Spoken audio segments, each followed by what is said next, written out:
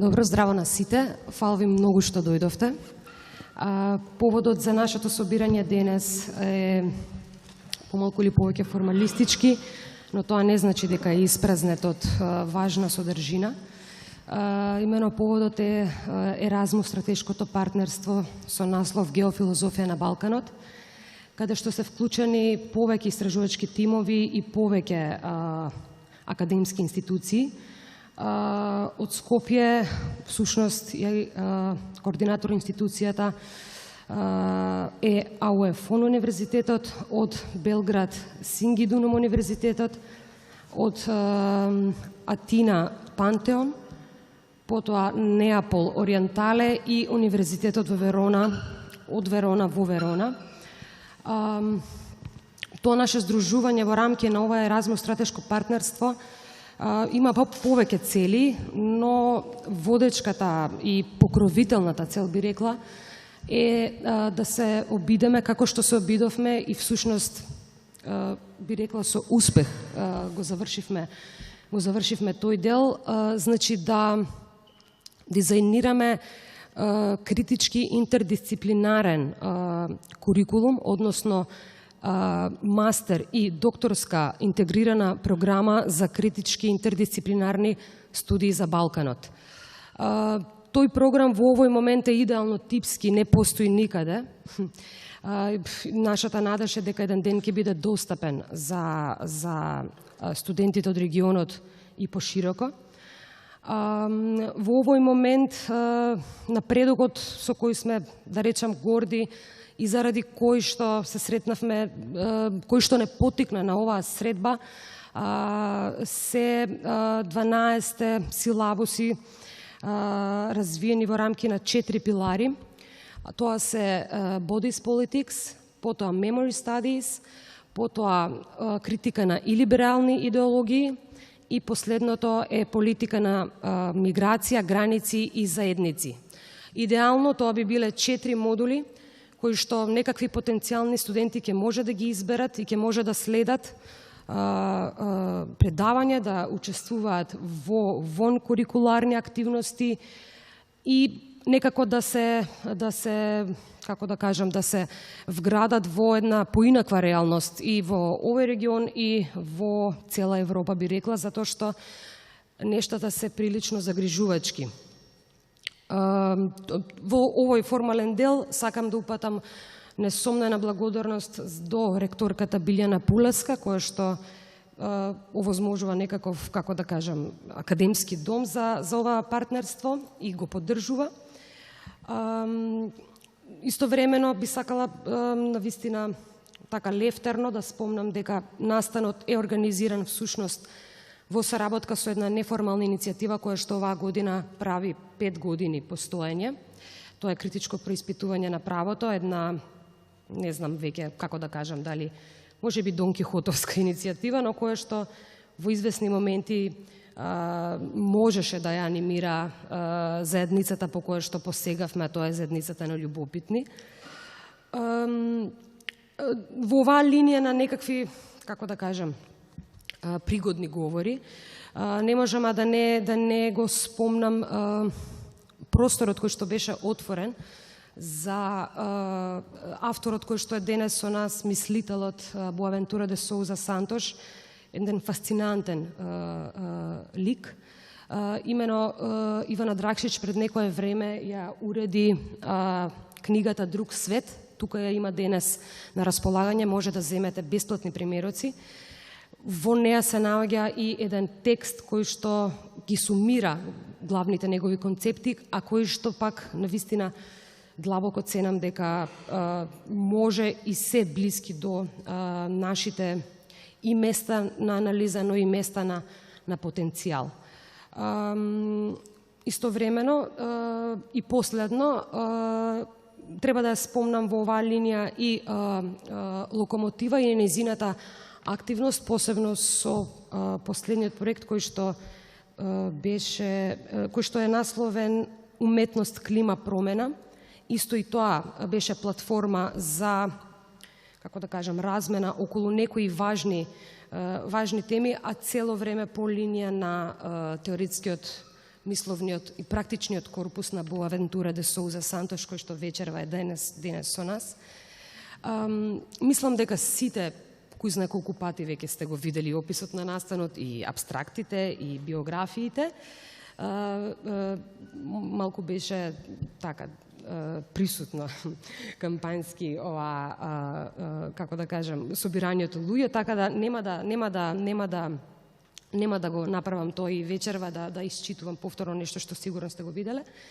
Ќе продолжам со еден мој не многу самоуверен обид да го земам вашето внимание и потоа да им го подарам на Iain и на Боа, кои што вечер треба да се ангажираат во некаков тип на диалог, после што следува тоа што беше веќе најавено, круг на интервенции.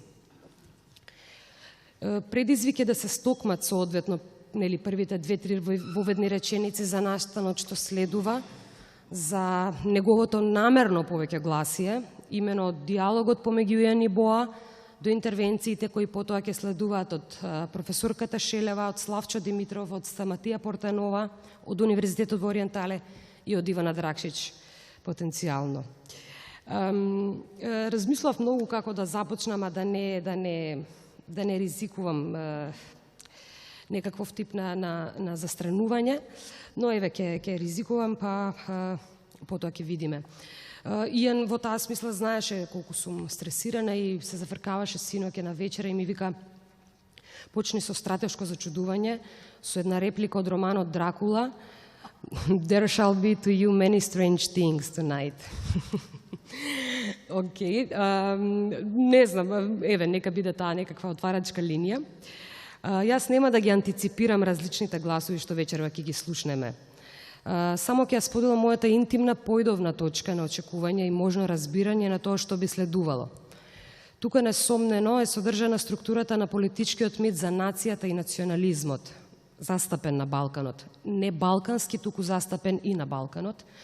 Имено митот во кој утробата и гробот го ограничуваат движењето и го прават затворено кружно. Секогаш се инсистира на враќање кон замислен почеток, до кој веднаш најдобро е да тлее искуството на крајот. Па така, можеби, референтниот херој станува очигледно за сите национални националистички самобитности е нели токму Одисеј. Во еден фантастичен текст фантастичен текст со наслов "Нацијата помеѓу трагедија и идила" се упатува токму на Одисеј и во тој текст има обид да се декодираат остатоците од тој политички мит во тековното политичко на следниот начин. Авантурата или движењето на Одисеј е секогаш преживување. Целта не е ни самата победа против тројанците, туку враќањето кон утробата во која се развива суштината, се стекнува идентитетот.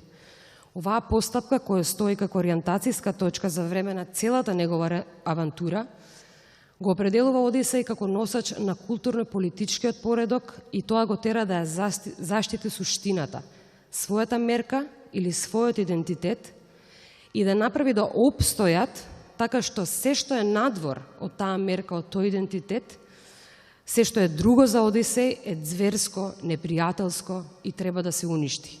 Митскиот идентитет имено ја уништува другоста. И трето, последно, враќањето во Итака е враќање во утробата гроб, односно во затвореноста на значењата. Зошто е опасна, според мене, оваа херојска траекторија, која несомнено е многу блиска до националистичкото херојство, што ги блокира модерните доминантни форми, меѓу нив и балканските, не исклучиво само балканските, туку и балканските. Прво, поставувањето на својата мерка, на својот идентитет како исклучив означувач, на сметка на ништање на се што е можно друго, различно, нужно, како што може да видиме, политичката реалност ја прави насилна. И второ, враќањето во утробата гроб значи дека еден простор кој е многу важен за афирмативните политики и пракси, просторот на отвореноста, е под закана. Ние мора да го браниме просторот на отвореноста, ние мора да ја браниме отвореноста.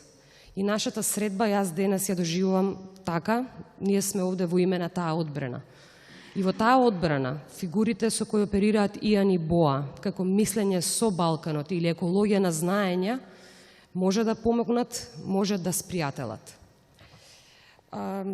Сега ќе продолжиме со нивните две излагања, после што веднаш ќе започне тој круг на интервенции со професорката Seleva прво, потоа Slavco, потоа Stamatia, потоа Ivana и потоа ќе имаме простор и за прашања и одговори, кои што би било најдобро да бидат кратки. Тоа е тоа. Фала ви многу. Iain?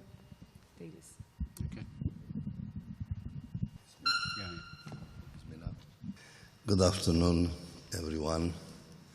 I'm sorry that I can't speak Macedonian.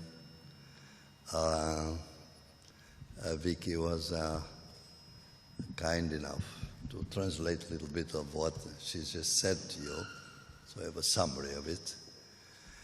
It's a great pleasure to be here with you, together with my dear friend Iain Chambers, because I think this is the place to discuss some of the issues, a good place to discuss some of the issues that I've been discussing, studying and working on for some decades. Even though I have never been here in Skopje. I was in Yugoslavia, but many years ago, a country that does not exist anymore. What is knowledge? I have been very much concerned with questions of knowledge, epistemology, basically because knowledges are ways of representing the world as our own. We have knowledge of something of the world in which we live by representing it as our own. And it's very important to represent it as our own because that's the only way to transform it according to our aspirations, desires, and objectives. Well, in the modern history of Europe, something happened in the 16th century, in fact, in which the early part, my own country, I come from Portugal, was very active in that, which is modern Western colonialism. And when the European expansion takes place, what's going to happen is that we are going to have an interruption of histories of people around the world and of knowledges that have always existed around the world. Because at that time, with the European expansion, there is a model of knowing, of knowledge, which is the Western knowledge, that is going to be considered the only genuine, rigorous knowledge. And this rigorous knowledge imposes a break with the histories of the people that existed there. All of a sudden, these people are imposed to abandon their own histories, sometimes for 1,000 years, and start a new history, the history under European colonialism. And this interruption is going to be very serious for these people, because if they cannot represent the world as their own, they cannot transform it according to their aspirations. That is to say, now the representation is the European, the Eurocentric one, and the transformation of the world is according to the European design.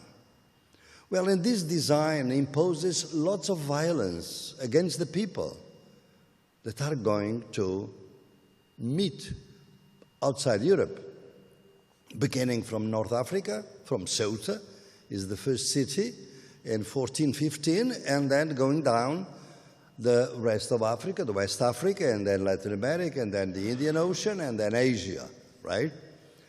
So all this is a political endeavor, an economic endeavor, and an epistemological endeavor, because the colonizers take with them what they consider to be the only rigorous knowledge, the only rigorous religion their own rigorous way of looking at the world.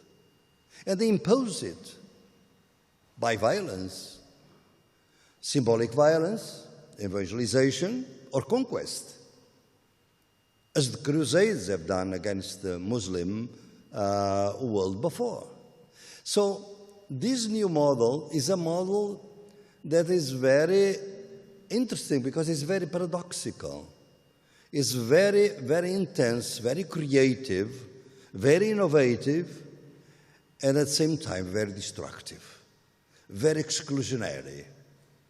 And the way in which it excludes is a very paradoxical way, because it excludes in the name of universal ideas. All of us are divine creatures, first.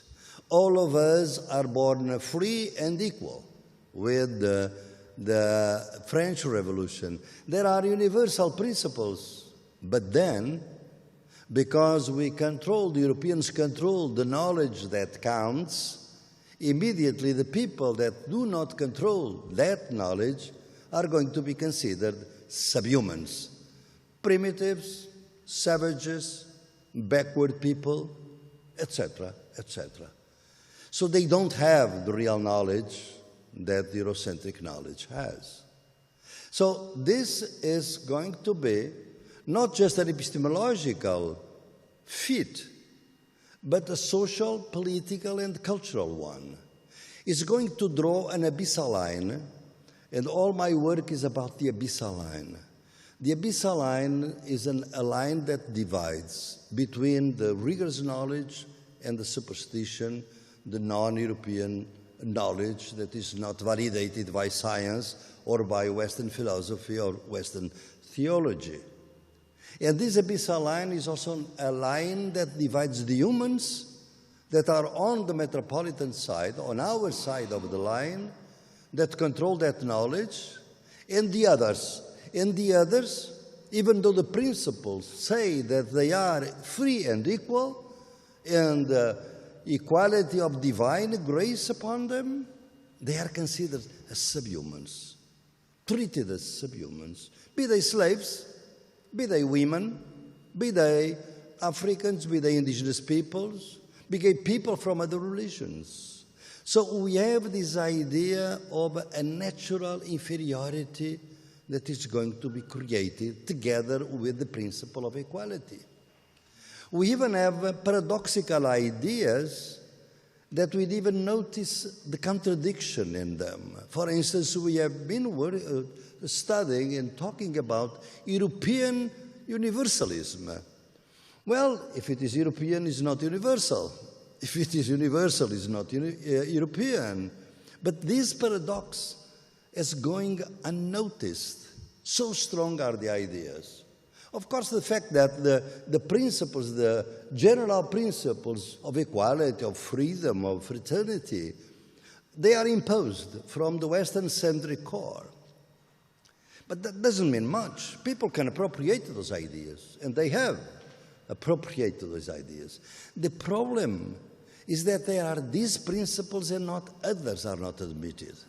Secondly, we always compare. It's very interesting. If you read the history from the 16th century onwards, we compare the European principles with the practices of the Africans, of the Asians, of the Latin Americans, indigenous people, etc.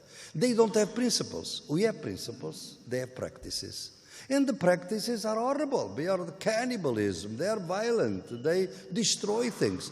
We never contrast our principles with our practices. And the practices, of course, as you can see, were very contradictory with the principles. John Locke, the great theoretician of liberal ideas, universal principles, was a slave owner. Voltaire traded in the slave business. All the founders of the American Republican, Jefferson, George Washington, Madison, all of them had slaves. And there was no contradiction. Why? Because slaves were not people, were property, were commodities. So there was no contradiction. We could have slaves and be genuinely in favor of universal principles. So this is the trick that transforms the idea of humanity from a reality into a project. We cannot have humanity without subhumans, be they slaves, be they women, be they racialized bodies, blacks, indigenous people. And up until today, so we are going to have a development in which capitalism develops together with colonialism and patriarchy. These are the three main modes of domination in our time: capitalism, colonialism, and patriarchy. What is the difference between the three? Is that capitalism requires equality, free. The worker is free to take a job or not to take, while colonialism portrays the inferiority of someone, the ontological degradation of someone because of racial inferior, and women because they are also inferior. So this idea of there are humans that are inferior to others is something that is embedded in our culture up until today. So I have been, in my work, been showing that historical colonialism disappeared, but the real colonialism, that is to say, the idea of degrading some people, diminishing some people because of race, because of sex, because of religion, is with us all the time. And I try to explain why. Well, all my work has been done comparing the realities in Europe with my empirical work in Asia, in Africa, and in Latin America. But recently, I have been working in Europe. I conduct a very broad general project funded by the European Union, the European Research Council, a very expensive one, I have to say, but bringing together people from different continents to show why Europe should develop a new vision of the world, have a more cordial, a more horizontal view of the world. Why do we have to consider everything that is outside Europe as inferior and so on? But then I looked closely and said, well, this way of looking hierarchically is very much embedded in Europe itself. So my work now is to see how we create hierarchies in Europe. And I started with Southern Europe. Why? Because Portugal and Spain have always been considered less developed than the rest of Europe. And if you go to the texts of the 17th and 18th century, the texts, particularly by monks that visit the peninsula there, they consider the Portuguese and the Spaniards are ignorant, lazy, lascivious, they like sex basically, not very hygienic. What they say about us is what we were saying about the natives in Latin America, about the indigenous people. We are considered savage. The natives of that country, those countries in Latin America and in Asia, they were ignorant, they were lazy, they were primitive, and so on. The same thing that the monks used to say about the Europeans, about the Portuguese and Spaniards. And in fact, the North Italians vis-à-vis the Southern Italians. So I look at that and I say, well, I mean, we have to analyze further what's going on. And I come up with the idea of, based on my colleagues from Latin America, on the ideas of internal colonialism. There is internal colonialism in Europe. And when I was analyzing, for instance, the financial crisis of 2011 in Greece, and then went to all the regions, to Portugal and Spain and Italy, I was reading, because I studied in Germany also before going to the United States, where I've been living for the last 35 years, I went there to see how the German press treated the Greeks as inferior. The Greeks don't know how to manage their things. They are very lazy. They don't. They like the sun and go to the beach and the drinking. And so while we, the Germans, we know everything. We are very sober and so on and frugal. So these the ideas of looking at the other as inferior.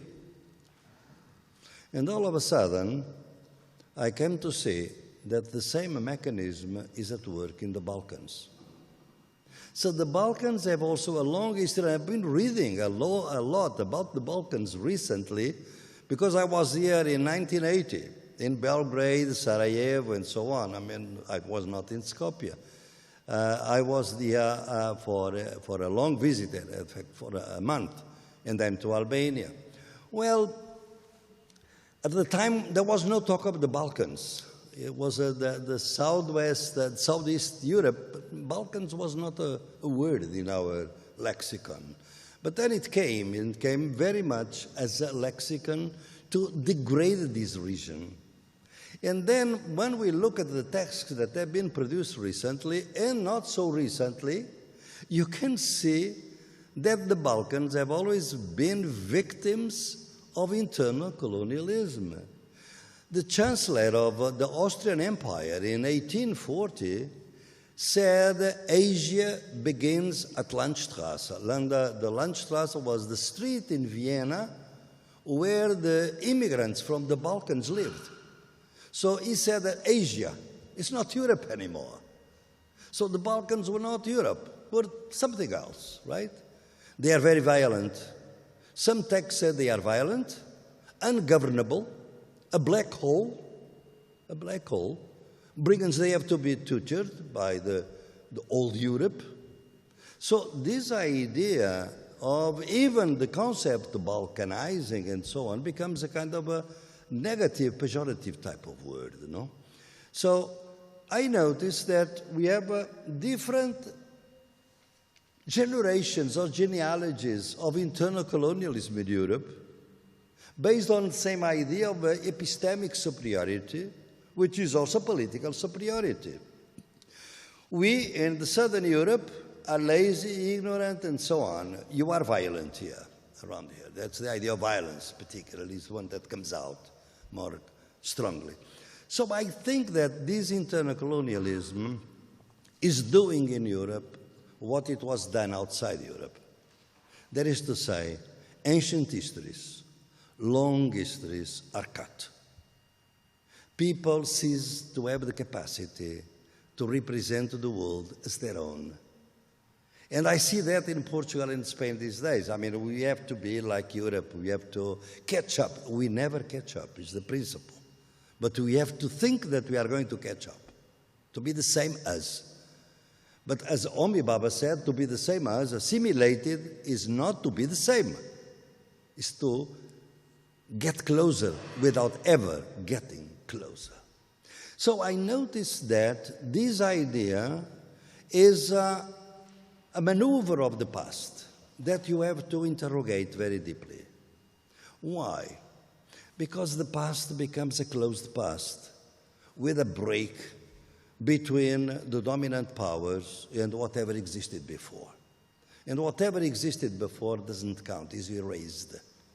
And erased very drastically with the rise of nationalisms throughout our regions.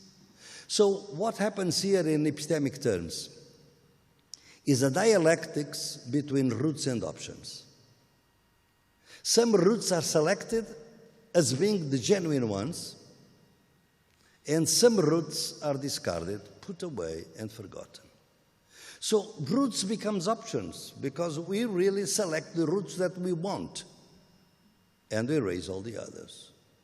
So this is what I think is going on in Europe these days, in the peripheries of Europe, which is in fact accounting for much of the political behavior that we noticed in Europe and makes things so difficult. I think it's no surprising for many of you that all the time that this region has been taking to enter the European Union is because of colonial prejudice against the Balkans, as that exists against other countries. Turkey is another one, of course, even though part of Turkey is Europe. As part of 80% of Russia is Europe, and now it's just the opposite of Europe. So I can see these manipulations, and they work because there are the local elites that favor that. So the abyssal line is working in the Balkans as is working in the Southern Europe. And sometimes I think that we should join forces, probably the peripheries of Europe, to get united about this narrative, dominant narrative that keeps us always in the margins, so to say, right?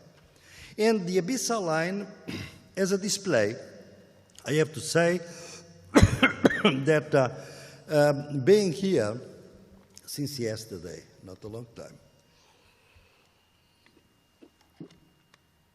but I was impressed, and I've been reading, preparing for this trip, and also I had a beautiful guide, which is my friend, Iain Chambers. I'm sorry for my throat. But I have been looking at the city, and I would like to propose something that is probably scandalous, but this is a small group, so you are not going to beat me up, because we are in democracy.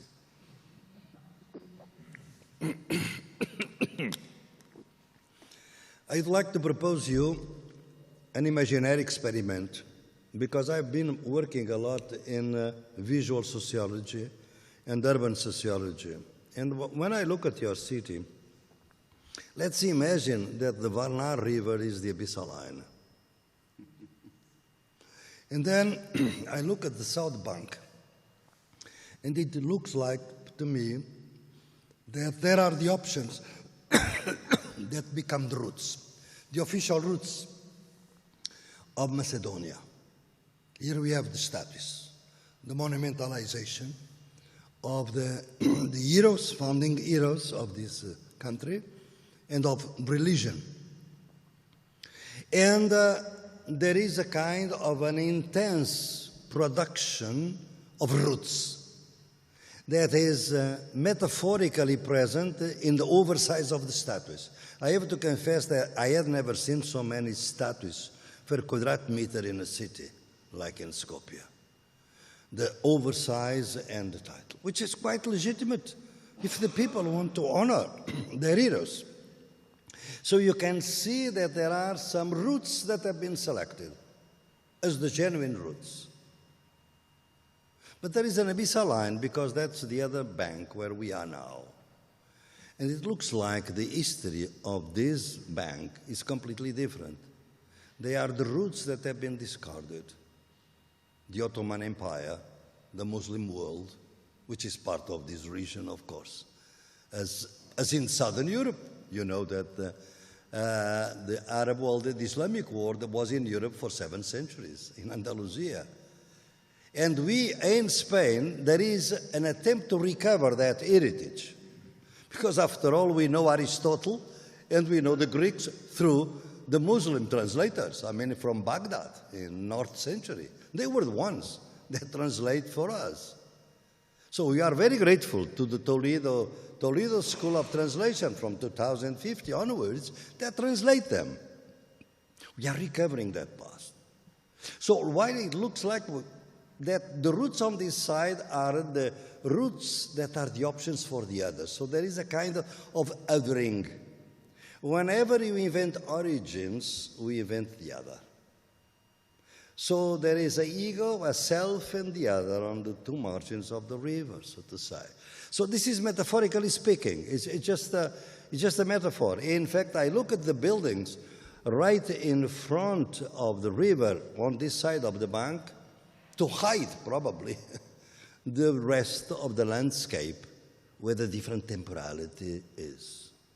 Is this abyssal line a kind of fatality of Skopje, of Macedonia? No. Because I look at the bridge. That's probably a Roman bridge, but the bridge from the Ottomans in 15th century. The bridge is the link. Everybody crosses that bridge every day. Let's imagine that the bridge is the linking of pasts, of different memories, of different histories. Is it possible to transform the bridge, metaphorically speaking, into what I call an ecology of knowledges? And the different understandings of the past, because they are different understandings of the past and of the future, because we will never live in the future. So we look at the past in order to understand the present and what we consider to be the future of the new generations. What is necessary for that? Suppose that is possible, and I think it is possible. I've been doing that in Andalusia, in Spain, in Portugal, recovering all the heritages, because it's in our food, it's in our language, it's in our color of the skin, it's in our books, everything. Why should we erase part of our history? In the name of what? It could be something, in fact, that we could be an asset vis-a-vis Europe. Why the Europe likes to come as tourists? It's not just because of the prices, because there are some quality in our regions that they have lost. And I have to tell you, living for 35 years, half year in the United States, I can see the poverty in social and cultural terms when I compare with some things that we live in our region. So we recover by trying to analyzing these heritages, we come to a different idea of self-esteem about ourselves. But what is necessary for that? And I end here with the idea that what is necessary is an epistemological break. It's not easy, quite frankly. It's what I call the epistemology of the South. What is the epistemology of the South? It is a proposal that I've been putting forward that there are three paradigms of knowledge in Western modernity. One are the knowledges after the struggle, Hegelian model. That is to say, knowledge because the owl of Minerva flies at dusk. That is to say, when the struggles are finished, things are calm and we start thinking and we start producing knowledge. Knowledge after the struggle. What is the problem with this paradigm? Is that after the struggle, we have only the knowledge of the winners of history. What is the knowledge of the losers? Is lost, disappears. It's not in the archives, even. So, the problem of the knowledge after the struggle, our universities, I'm going from here to Thessaloniki because they have asked me to give a talk on decolonizing the university. Because they are very much concerned with the idea of the history of the winners told by the winners. The Africans have a very beautiful say about this. They say the history of Africa has been told by the hunter, never by the leopard, by the victim, so to say. So I think that we have to do that because this is the first paradigm. The second paradigm was the Marxist paradigm, knowledge before the struggle. Marxism was a theory to develop the ideas for the working class to overcome capitalism and bring about socialism. But there was a lot of frustration with this paradigm also. We know that, and you know that. So I think that we need a third paradigm. Is knowledge is born in struggle. So the epistemology of the South is the intent to validate knowledge is born in struggle against capitalism, against colonialism, and against patriarchy. They are not just the three, because if I'm lecturing in India, I have to add caste system. But the castes are satellite dominations. The three main dominations are colonialism, capitalism, and patriarchy. I cannot imagine a capitalist society that is not racist and is not sexist. So if you want to change one, we have to change the three levels of that. So it is really difficult. But when we look at the knowledges born in struggle, you can see that one thing that fascinates me, and it's what I'm working on and I'm putting forward on the table here, is that knowledge, all the knowledges are incomplete. No knowledge has all the answers for all of us. I'm a social scientist, so I would never say a word against science. Science is precious, it's very important. It's a valid way of knowing, but it's not the only one. Because when I work with indigenous people, if I want to go to the moon, I need scientific knowledge. But if I want to know the biodiversity of Amazonia, I need the indigenous knowledge. For different purposes, I need different knowledges. So different knowledges are complete, incomplete, and all in different ways. There are knowledges that are very good to describe the physicality, the materiality of the world. There are knowledges that are very important and very good at describing spirituality. Western-centric knowledge is very poor in spirituality. We don't understand spirituality anymore because we have confused spirituality with religion. When I work with indigenous people and tell me, Professor, the river is sacred. The river is a spirit. I can't understand because spirit for me is something only humans can have spirit because I was trained by Descartes. So how can I say that the river has a spirit or be sacred? Because my God is up there, their God is down there, you see? So we have been trained in such a way that our lenses do not allow us to see. That's why there are many alternatives in the world, but we don't see them. For instance, we look, and in my work I can't here go in much detail, but I show that, for instance, if you go to the business schools here or the economic, I work at the School of Economics in Portugal, we only teach about capitalist economy. But by far the majority of the economy in my country, all the vegetables that come to my table, all the things come from small agriculture, from family agriculture. They are not capitalists. They are families that work as they have been working all the time. Why this agriculture is not protected by the European Union? Only the large industrial agriculture. So this is the tragedy, that this diversity of the world is not recognized because we don't have an epistemology that would allow us to see the diversity of knowledges. The limitations of science are very great. And the more we know about science, the better scientist you are, the better you know the limitations of your science. I learned that from a great theoretician of science, a great physicist, Nobel Physics Prize, Carl von Weizsäcker in Germany, in Max Planck Institute, because I used to be there, and the two directors were Jürgen Habermas and Carl von Weizsäcker, one for the social science and the other for physics science. And Weizsäcker at lunchtime would ask us, are there questions that science cannot respond? Do you know why? Because science only answers the questions that you can formulate in scientific terms. But what is happiness? Happiness. We cannot formulate scientifically happiness. There is no scientific answer to happiness. Why are we in this world? It's not a scientific world. Is your ancestors, your parents with you here? No, you cannot solve that problem in scientific terms because we only answer the questions that can be formulated in scientific terms. So science is very good for information and knowledge, but very poor for wisdom. I learned a lot from people that were illiterate, that work in the communities with whom I would be working hours and hours.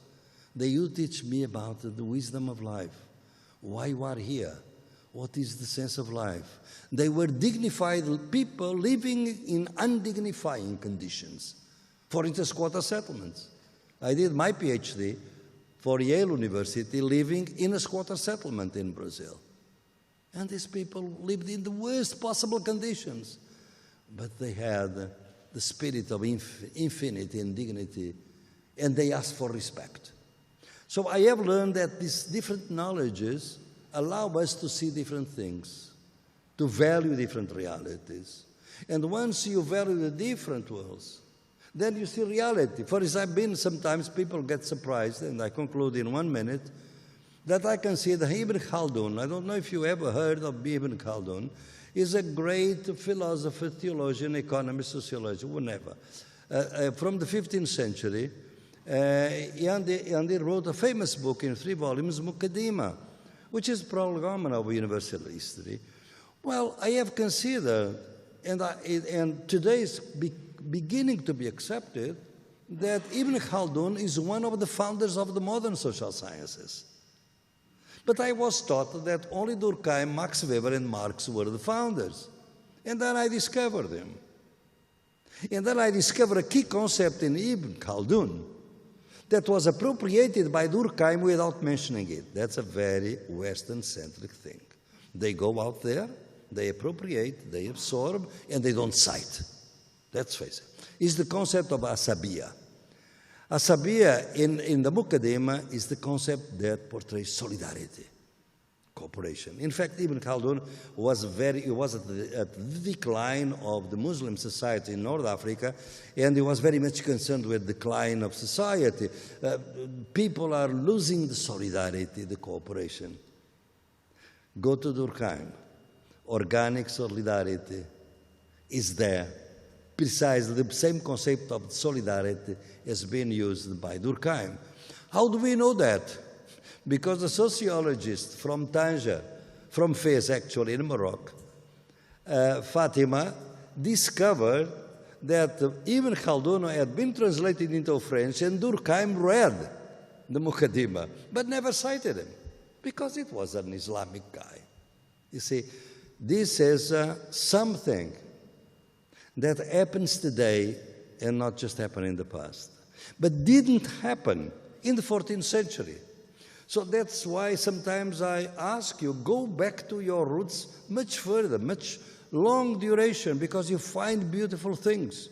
For instance, I found a great philosopher from the 15th century, German, Nicolaus of Cusa, that has a beautiful dialogue with an Islamic, a Muslim theologian, a great philosopher, Al-Ghazali from Persia. And he cites him and dialogues with him on an horizontal way. But from the 18th century onwards, the Islamic people are primitives and so on, and the Islamic is the religion to be discarded and the philosophy to be discarded, but not in the 14th century, not in the 15th century, not in the 16th century. Only from the 18th century onwards, and particularly after the 19th century. So I invite you to reread, in a sense, the past through a kind of an epistemological transformation, which will take time. It has to be done at a deeper level in our personal lives. I have to decolonize lots of things. I have to decolonize my own Marxism, which is my basic train originally. I have to decolonize Western-centric. We have to know very well the Western tradition, and I think I know it, but then we have to unlearn in order to open space for other learning. I think that when I look at this city, when I look at our cities in Portugal and Spain, I see they are grounds, beautiful grounds for the ecology of knowledges, but only the elites, the universities, nationalists, and so on, prevent us to embark in this good adventure, I would say, the ecology of knowledges. That's my invitation. Thank you very much.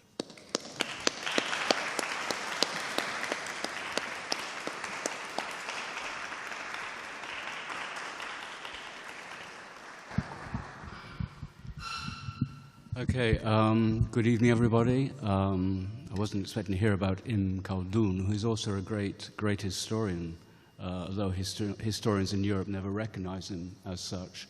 I'm going to, I know that Viki would like me to talk about the deep histories and stratified archives of the Ottoman imprint, of murderous logics of European nationalisms, of gendered and racialized distinctions and discriminations, but I'm not going to do that also because there's an article which was published recently in New Formations, a journal called New Formations.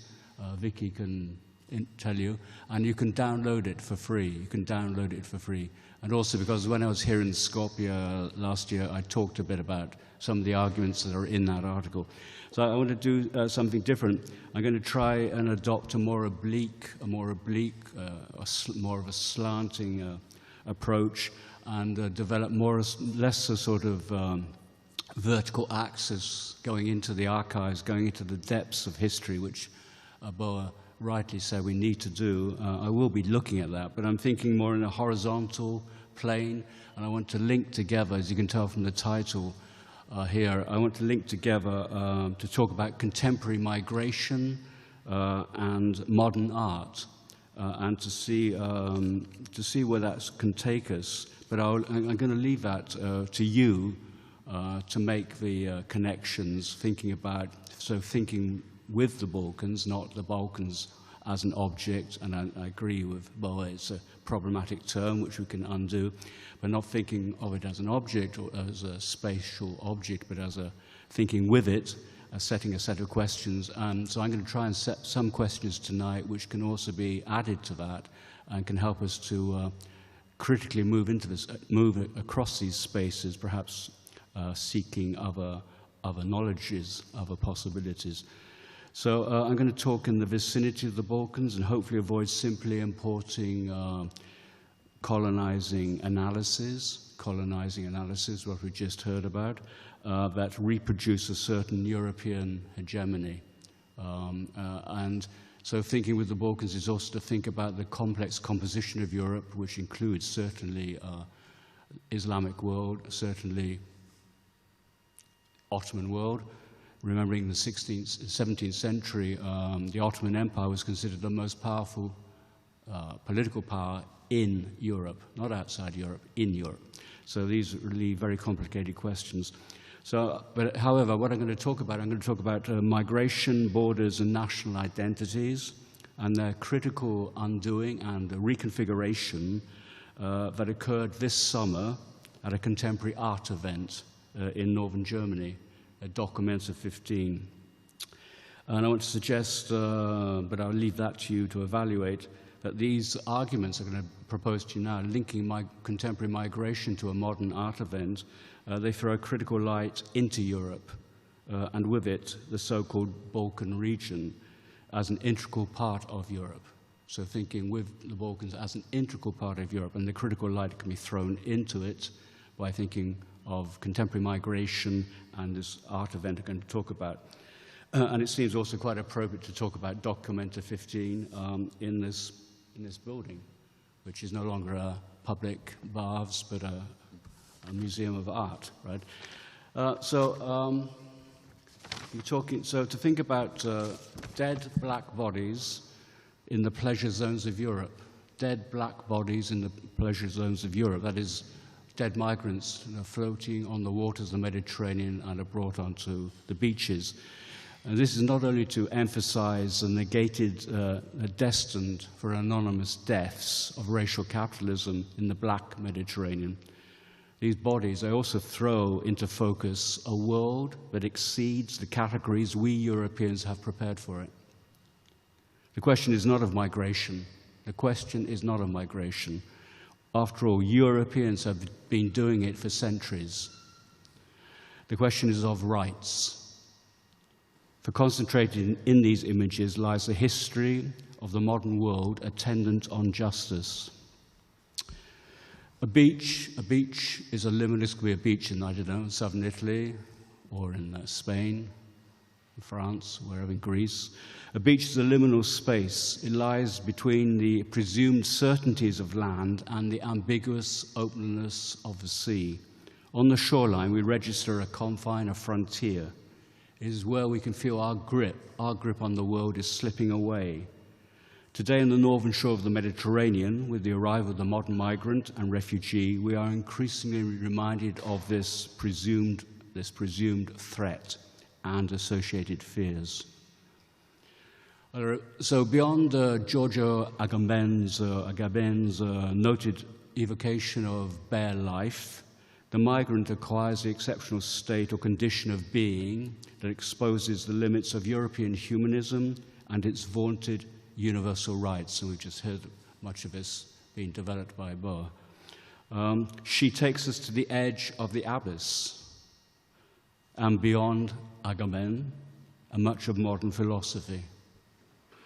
For the migrant, even if mute and lifeless, strips the political and philosophical paradigm of Europe and the West. Her presence interrogates our authority on the world. Today, the migrant crossing from North Africa and Asia, or trudging through the Balkans and amassing on the borders of Eastern Europe, reiterates Frantz Fanon's famous request of demanding human behavior from the other. Demanding human behavior from the other. We are the other. We are alerted to the restrictive prescriptions of European political philosophy, historically secured in the regime of property, John Locke, the authority of the state, and the ontological privilege of individual sovereignty. Suppose we were to think with migration, the sea, and the Mediterranean. Thinking with the histories and archives they sustain, we might begin to break away from the objectification of the world that serves only to confirm our subjectivity. That would mean acknowledging and disbanding the continuing constitution of modernity through our political and philosophical colonialisms. If, as many presume, philosophy is the autobiography of Europe and the West, then we will have to turn philosophy against itself and puncture or interrupt the inbred positivism of the social sciences. Modern European philosophy is centered on the sovereignty of the individual and premised on the central idea that the world and its objects, including non-European subjects, can be rendered transparent to its rationalisms, to its will. In other words, the problem is not what Occidental philosophy can identify and resolve, but a deeper one. The problem is philosophy itself, is this philosophy itself, and the disciplines and languages it endorses and sustains. And I think Stamatia is going to say something about this in a minute.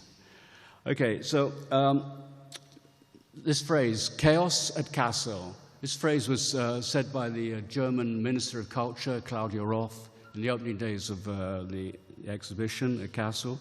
It emerged in the initial storm of accusations of anti-Semitism at this international art event, Documenta 15, where more than 800,000 people visited this summer. That takes place every 5 years in Kassel, a world-renowned exhibition of the contemporary arts. For the 15th edition, the artistic direction was entrusted to the Indonesian collective Rungrupa. Accusations began brewing months before the official, this is in January, before the official opening. The presence of the Palestinian collective, the question of funding, was signaled out for attention in a country where a recent law basically outlaws any criticism of the state of Israel, turning support for the Palestinian cause and the peaceful boycott, disinvestment, sanctions, BDS movement into a federal crime. There's also, I mean, I'm not going to go into this. One could now move into these images and open up a whole discussion about post-colonial repetition, reworking the Occidental canon to say something against the grain of the Occidental canon. You see members of the Israeli Defense Force brought into canonical Occidental paintings, but that's something else. That's for another talk. So subsequently, a caricatured anti-Semitic figure of a Jewish male, reminiscent of the stereotypes circulating in Europe in the early 20th century, and most notably in Nazi Germany, was identified in the work of the Indonesian collective Taring Padi. It was withdrawn and led to an apology by the group. So this is a close-up. The figure they're referring to, you see the person there, the guy with the black bowler hat. It's all deeply ambivalent, however, because all these figures are basically figures of Occidental power and repression. So you have somebody who's 007, MI5, CIA. You have some of the Mossad, the Israeli security force defense. And then you also have this guy with the locks and the black bowler hat on which there is SS written. So it's all very deeply ambivalent. It's a very complex figure. But the problem was we were not allowed to talk about it. It was just simply closed down. In fact, first of all, they covered it in black, and then they had it dismantled. So it was withdrawn. Later, a further accusation arrived also from the depiction of an Israeli soldier mistreating a Palestinian child in a comic illustration by the well-known Palestinian artist Nahia Ali, who was probably assassinated by the Mossad in 1987, in the space devoted to this, the Archive des Luttes des Femmes in Algerie. Well, you know, Israeli soldiers do mistreat Palestinian kids. I'm not quite sure. We can't say that? Okay. And in the last day of the event, 20 films presented by a collective called Subversive Films. These are 20 films that shot, made in the late 1960s, early 1970s by Japanese filmmakers, documenting the Palestinian struggle, led to a call on September the 10th, that's 15 days before Documenta closed, that they should be withdrawn for the anti-Semitic and terrorist violence. And these films are, first and foremost, an archive. No doubt an uncomfortable and disturbing one that suggests that even Palestinians have the right to have rights. The 1960s and 1970s were the years of armed anti-colonial struggle in Cuba, Algeria, Vietnam, South Africa, Angola, Mozambique, Palestine, and many other countries worldwide. There were also the years in which Jean-Luc Godard formed the Zerger Vertov group in his pursuit of a militant cinema, when anti-colonial struggle and film underlined what Walter Benjamin called the communicative democracy of cinema. The embarrassing attempt at censorship, because that's what it was a scientific committee made to discover anti-Semitic works throughout Documenta 15. The embarrassing attempt at censorship displays a fundamental failure to engage with the challenge these films pose, both as alternative narratives and histories of Palestine and Israel, and above all as a challenge to the status quo of a complicit and complacent image economy. Such images liberate us from the conclusive narration of the nation and the illusory coherence of balance and neutrality proposed by CNN and BBC News. Such images reveal the asymmetrical relations of power that structure the world. Unruly archives overflow the past and reopen history to another telling of time and place. They forcibly remind us that behind German and European guilt for the Holocaust lie deeper responsibilities for planetary genocide, from the Americas to Africa and Asia, and their centrality,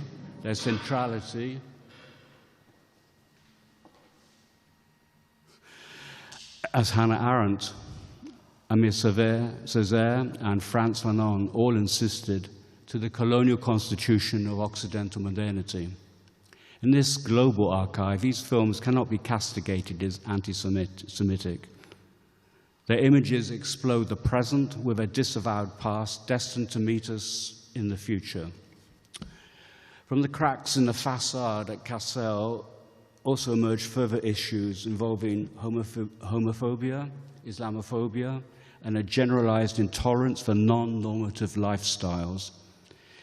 In the public discussion and highly restricted debate on anti-Semitism, a distance was consistently maintained between that discussion, talking about anti-Semitism, and considerations of other forms of racism that would necessarily include black, brown, and Palestinian bodies. It was a form of white supremacy. Altogether, a somewhat perverse limitation, what is, and most blatantly was the case this time with Documenta, a global art event. So restricting any discussion of race, of anti-Semitism to a specific area had nothing to do with racisms elsewhere, both in Europe and around the world. In other words, the aesthetics were colonized. Other racisms, other genocides, and their centrality to the colonial constitution of the present were excluded from consideration, including earlier German colonialism in sub-Saharan Africa, both Southwest Africa and Eastern Africa.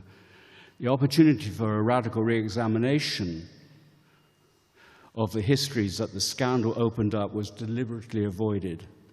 So much national authority has seemingly been invested in curating the question of anti-Semitism in exclusively German terms as a quick fix, a quick solution to complex historical and political issues. It marks a failure in German public life, where national identity is bound up with unconditional support for the State of Israel as atonement for the Holocaust. An absolutist solution, yet again, an absolutist solution. It was tried once in the 1930s, and they're trying it again. To close down discussion, the name of a national sense of moral righteousness leads us down a well-trodden path. Europe is full of the debris of these savage dreams. So an incident of anti-Semitism had also drawn other historical context and colonial memories in Indonesia, transformed Document 15 into truly planetary significance. Art and politics, or aesthetics and ethics, to echo Wittgenstein, became one. Through inviting collectives, because there are over 30 collectors at Documenta, and each collector could invite other people, so at the end there are 1,500 artists involved. So through inviting collectors rather than internationally recognized individual artists, there were some, but nearly all were associated with the multiple souths of the world. Rungrupa insisted on the interaction of collective practices to create a lumbung. Lumbung is an Indonesian concept that indicates the surplus collected in the rice barn for communal distribution. This unplanned artistic and aesthetic excess raises profound interrogations that interrupt the institutional consensus at present directing the modern art world. A tentacular network emerged, stretching well beyond the buildings and events of Kassel, Europe, and the Occidental management of contemporary art. It involved a remarkable breakdown, interruption, and redistribution of artistic practices that breached the gallery walls, national confines, and the curatorial regimes, and the fetishism of artistic objects in both the museum and the market. The idea of collective art practices and the removal of an individual signature struck at the very core of the political economy of the modern art system. The liberal implication of the individual and property, of names and capital, unwound. Of course, there may still be products or art objects coming out of the process, but the premises for evaluation were radically changed or radically stunted. The existing global system, the modern art world, becomes vulnerable to other questions and practices not automatically authorized by capital and the market, all of which explains the lukewarm, even hostile responses of curators, gallerists, and many renowned artists to the collectivizing or lumbung procedures proposed by the Jakarta art collective Rungrupa. Where's the art? Where's the art? It was everywhere, but they didn't want to see it as such.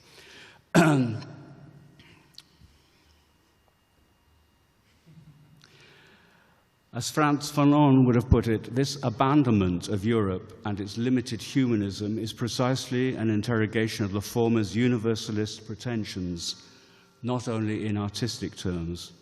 The storm over anti-Semitism was initially stirred up by right-wing groups who these days are all pro-Israeli. I'm talking about Germany, but it's a general tendency across the West, who all these days are all pro-Israeli, having moved their hatred to Muslims and Islam.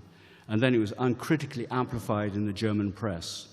Yet if we return to the artistic practices at work in Kassel, these provide another route into the debate. The question, which is too big for Documenta 15 to answer on its own, and why should it, lies most obviously in the charred history bequeathed to Germany and Europe by the Shoah. Centuries of Occidental anti-Semitism, transformed into murderous rationalization under the Nazis, have been dumped on the Middle East. Initially sustained by the British, after all they gave part of the British Empire to European Zionists to create what then became the State of Israel, the post-1945 world has subsequently allowed Germany and the West to consider the Jewish question resolved through unconditional support of the State of Israel. Of course, it has resolved nothing, and certainly not the racist hierarchies essential to the colonial fashioning of Occidental modernity, both at home and abroad. The idea of responsibility should surely substitute for the category of guilt. A critical undoing of the absolute authority of anti-Semitism over the national narrative in Germany would then have to respond not only to the Holocaust as a specific historical event, but also to the colonial conditions out of which it emerged in the heart of Europe. In Origins of Totalitarianism, Hannah Arendt insisted most forcibly on this connection, which everybody in Germany has forgotten about. More than policing anti-Semitism, this requires, as another Jewish philosopher from the Maghreb, Jacques Derrida, has taught us, a willingness to take responsibility for a past still to be registered and worked through. This too is part of that story. That is a history still to come. To take responsibility for Europe's heart of darkness requires breaking present indifference to all forms of racism and listening to the counter-narratives of others.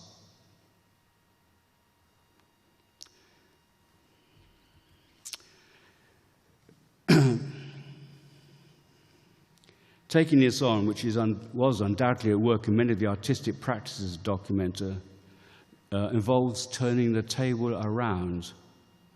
At Kassel, it would have meant to commence from accusations of anti-Semitism to enter an altogether deeper and vaster space that is not only policed by Occidental concerns. In its artistic and aesthetic manifestations, drawn from practices and languages developed in the multiple souths of the planet, what occurred at Documenta 15 clogged, slowed down, deviated, broke the colonial clock with unauthorized grit, pushing its time out of joint. The linearity of liberal progress swerved into a sharper turn where we register racism as a planetary apparatus of power rather than simply a local pathology requiring a cure. The burning fuse of aesthetics and ethics acquired a fresh and energetic urgency in the potential of planetary combustion. The embarrassed and critical failure that led to censure by the governing body of Documenta and public authorities is revealing, and not only for Germany. And this brings us back to the beach. The body bags, migrants, and the necropolitics of the modern world. From Mediterranean seashores to the skies of Northern Europe, the refusal to confront the insistence of the past in its complex constitution of the present poses and produces both moral amnesia and political violence.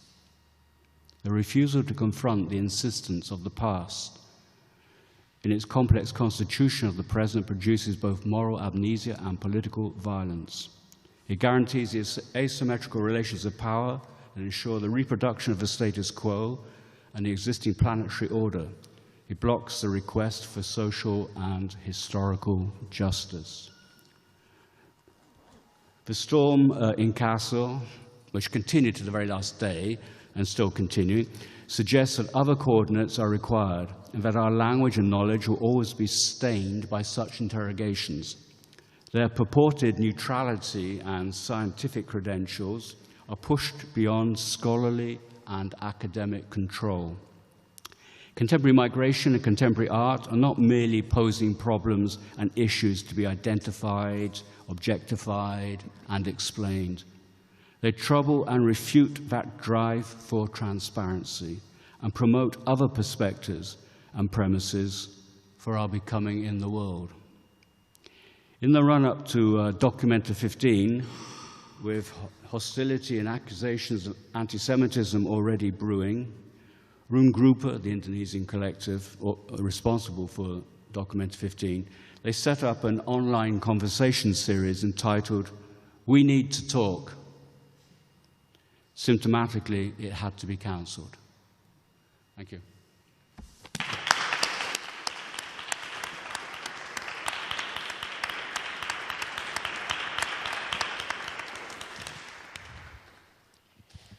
Thank you very much, Iain and Boa. Thank you very much for your generosity. Now we'll proceed with this round of interventions. I will propose for Professor Elizabeta Seleva to begin. Then we can continue with Slavco, maybe then Ivana, maybe, and Stamatia to conclude. First of all, thank you for this pointing out at the problem of cognitive asymmetry and epistemological injustice that is ruling the academia and the so-called science. I'm telling this from the point of so-called West-plaining, actually West explaining the East or the South, all of its information and knowledge and values, etc. I'm telling this because Balkan, the region that I come from and I lived in and I work in, is considered first of all as a region of imported knowledge, as a perfect consumer of the knowledge coming from the abroad, as a quotational academia and academic context.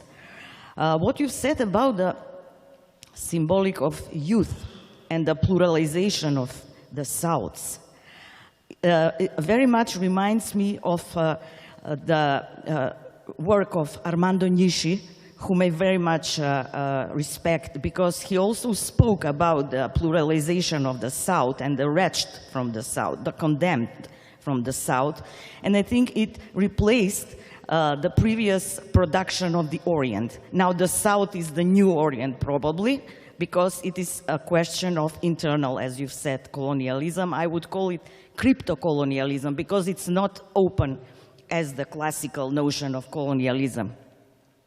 So the South is the new inferior other. And the global South, which we all belong to, I mean, Spain, Portugal, Balkan, Macedonia, Greece, and other cultures and states, are really maybe fit to enter this decolonizing project in kind of a solidarity endeavor, because we can't do it by simply ourselves.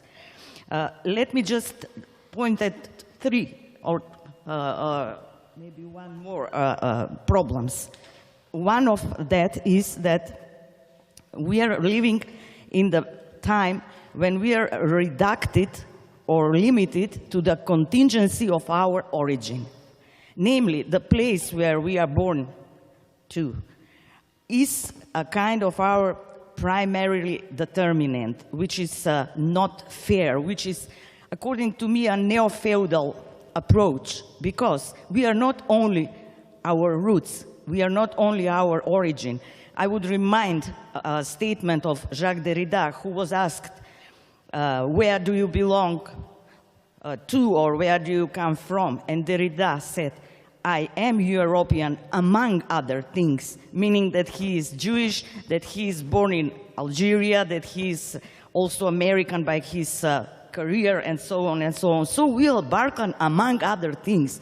I don't approve and I don't confirm that I should be restricted to Balkan, because Balkan became a kind of a heterotopy of the abject. We are heterotopia, you know, we are not normal cultural space, or we are just kind of symbolic geography which is objective, which is condemned, as you've said, which is made inferior.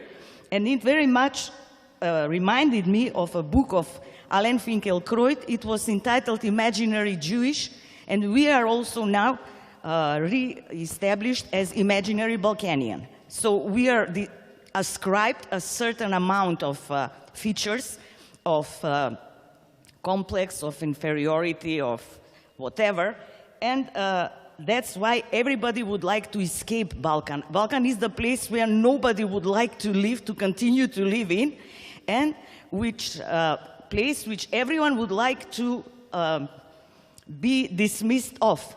So as Jean-Paul Sartre said, the hell are the others. So here, the Balkan are also the others, or the hell of Balkan is also the others. That's why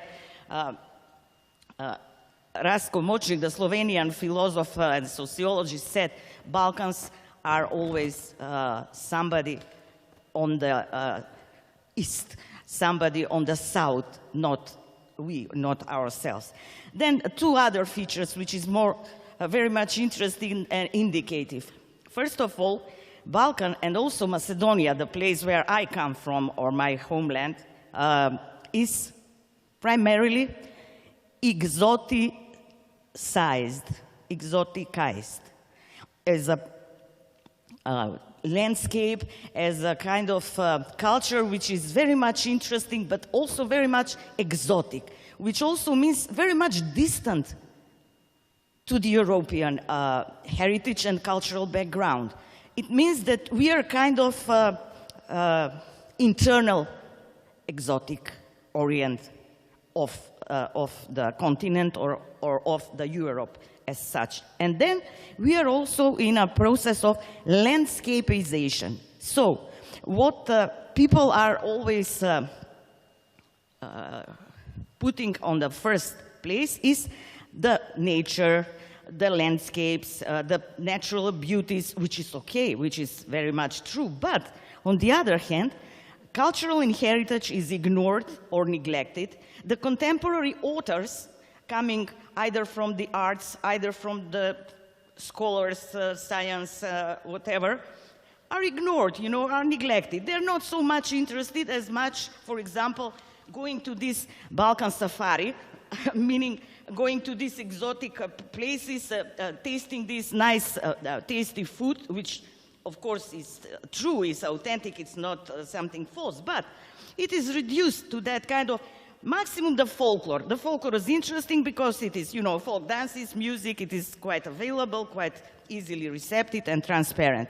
Let me just one more thing add now at this moment, because this is the rare opportunity to share my position with you, not my personal, but my, let's say it, theoretical. We all know about the seminal book of Maria Todorova, Imagining the Balkans, which was published in 1997, and it was published in USA. I point it out because it is a big question if that book would become so much influential if Maria Todorova continued to live in Bulgaria, here on the Balkans. What is the problem with this book? It is the book which was made to, how to say it, dismantle the Balkanism, or this internal colonialism of Europe toward the Balkan as the European other, the internal European other. But there is a problem in this book that I personally myself detected, namely in the chapter which is called Balkan in the Self-Designation. Maria Todorova is quoting, is including the opinions of many distinguished Balkanian intellectuals, no matter artists, film directors, visual painters and visual artists, and theoreticians from each of the Balkan countries except of Macedonia. And I think that it is the blind spot of this book. You know, this is a classical example, as you've said, that no knowledge is really completely innocent, and no knowledge is completely resistant to some kind of internal prejudices. so that our artists and intellectuals are here omitted in this book. So Macedonia is in this book, again, nice landscape, beautiful country, very interesting, unpolluted, blah, blah, blah ground. And I think this is the point where we can conclude that crypto-colonialism is always possible, despite the maybe declarative tendency of the book to dismantle the monster of colonialism or Balkanism as a subspecies of colonialism, and that we should pay attention to the fact that you've perfectly focused that there is no innocent view or representation, even in the academic core of the science, even if the academic core of these theoretical bestsellers, as the book of Maria Todorova definitely is. I want to say that she never corrected this problem or never explained what does it mean, but it just proves that it is never enough of taking care about these hidden prejudices, these hidden heterotopies which still persist, and that we, the people working on the university, should first of all pay attention and be critical and remain alert to point out at this injustice, because nobody is perfect. Thank you a lot. I'm sorry if I was too long, but thank you a lot for all of your advices.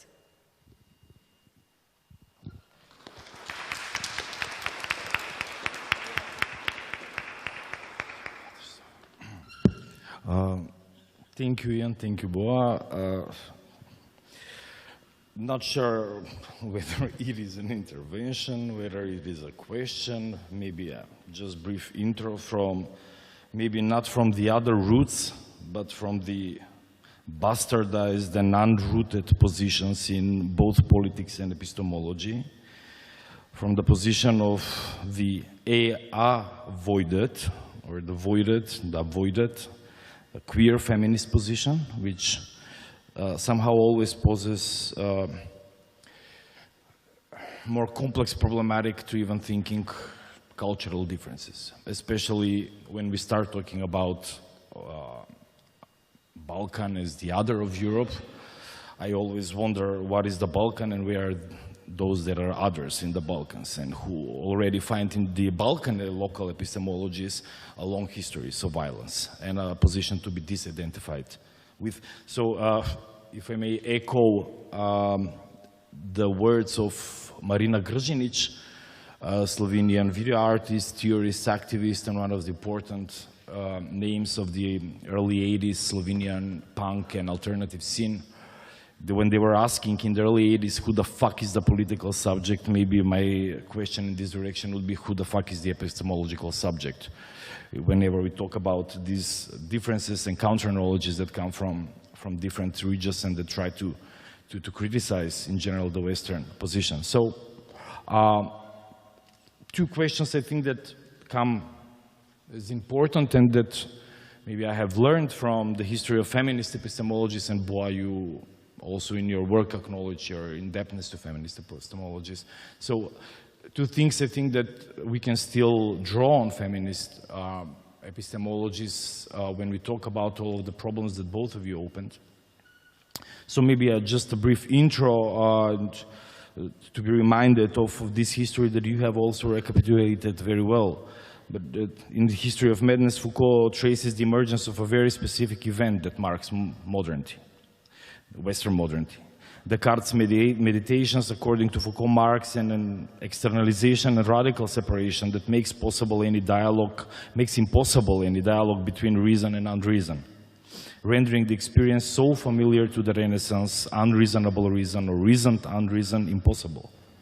Senses, passions, emotions emerge on the path-breaking struggle of the thinking subject with truth, but just in order to be purified, made conscious and expelled from the fortress of reason. This meditative exercise coincides historically with the institutional confinement and social exile of an enormous group of unreasoned human beings, reflecting what is distinctive about human life and on what should be the priorities of a well-lived life, has issued in character ideals centered on the idea of reason. There is another story that can be told about modernity. In this story, reason includes madness, includes the flesh, includes the passions, but is its object of control, of knowledge and categorization, as necessary in the dialectical development of the self-conscious subject. In this story of modernity, reason has the leading role that would show humanity its way towards enlightenment and maturity. Nevertheless, the sovereign use of reason as an exercise of critical attitude upon human's historical conditions is set in transcendental terms, above historicity, above contingency, within the universal structures and limits of knowledge. A third story related to modernity inaugurates a crisis at the very heart of modernity. This is the crisis of the abstract and universal subject, assumed to coincide with his consciousness, a shattering of the ontological security of the Cartesian subject. And none of these visions of modernity or the crisis of its project provides us with a comprehensive insight unless we reconsider the intertwinement of the ideals of the man of reason, as Genevieve Lloyd calls it, with its gendered nature and histories. Introducing gender as an analytical category for investigation of the modernist project is thus crucial for a comprehensive and critical epistemological project. And not only gender, but recently it has been done from queer positions, like when Paul Preciado goes and speaks in front of the Association of Psychoanalysts, and the title of the speech is "I'm the monster that speaks to you," radically shatters the positions of the heteronormative, heterosexist project, which has been crucial also for our critical post-structuralist traditions. So, considering this context, I think that it's important to emphasize that the most important merits of a gendered epistemology are to be found in the rigorous critique it provides by decentering, historicizing, deconstructing, and problematizing the universal, disembodied, rational, and masculine subject of knowledge. The scathing critique that gendered epistemologists have directed against the modernist epistemological subject represents a kind of a return of the repressed exposure of the particular social roots of all apparently abstract and universal knowledge. I contend that this critical gesture is employed by the means of demystifying the embodied character of subjectivity and exposing its situatedness in the concreteness of the historical, social, and material conditions, like situated knowledge, standpoint theories, etc., etc. Deconstructing it as an affect of networks of power and discourses, especially in postmodern feminist epistemologies, by strategizing the sexual difference of the epistemological subject, as in the work of Braidotti, Gross, Elise Ligare, etc., and, even more importantly, setting this subject on the same ontological plane with matter and nature, by way of dethroning the universal epistemological subject by marking it as a political configuration. The critical gendered epistemology paves the way for the creation of counter-hegemonic discourses and knowledges whereby difference and otherness are considered as crucial in the process of knowledge production and are set as an ultimate ethical imperative for the epistemological subject in her practice. But what I find to be particularly interesting line, and if this first line goes in criticizing, which you have also emphasized, the position of the epistemological subject, the universalistic pretensions, which are patriarchal historically always. The other important line, I think, even goes into a more radical direction, and that is problematizing the position and the importance of the subject and epistemological subject, the position of epistemology in general, the obsession with epistemology. So it is a position which is pretty recent in feminist, post-feminist epistemological theories, which goes beyond the epistemological subject.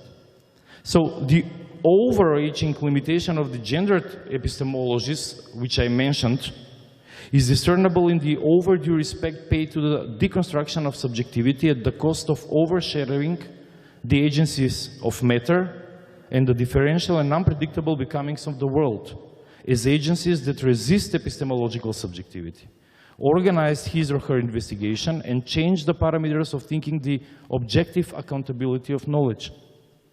So, furthermore, this position carries the risk of falling back in the traps of classical, the position that deals with the subject, I mean, falling back again in the traps of classical representationalist epistemologies, which reify the distinction between subject-object, culture-nature, mind-reality. This risky business of standpoint theories, for example, suggests a separation between knowers and known, a spectatorial conception of knowing, a contrast of the unity of the object to the multiplicity of standpoints, a related concern with the unity and identity of the knower, as Rouse argues.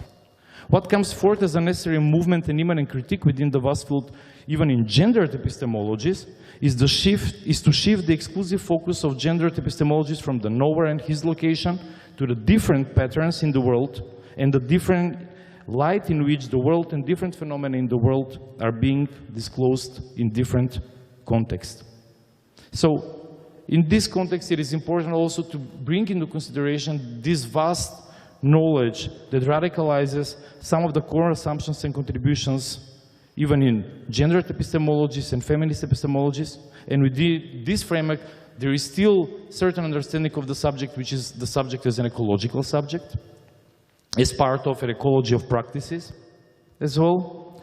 But moreover, this framework contests the primacy of the epistemological project for feminism in general, and shifts the focus towards ontology, towards matter, and performative complexes and open apparatuses. So I think this is also an important point that forces us to think, and I would also like to hear maybe Boa, from your perspective, how do these different epistemologies go against the grain of epistemology in general? Again, the idea even of what you mentioned at the beginning, representing the world as our own. So, radically undermining even this assumption of any epistemological project, no matter how much we pluralize this project, and give space, give the world a world to become and to refuse to give us anything. And finally, I was wondering, and this is also a dilemma I have, how can we think even creation of knowledge from these historically emptied spaces, erased spaces, which are on the other side of the abyssal line, as you mentioned, when sometimes there are even much worse abyssal lines within the different lines, especially in this context, for example, on this and on the other side of the bridge, there are abyssal lines in which the less than human queer and feminist female bodies stand, and which cannot be traced to these roots, no matter how much we wander around different routes.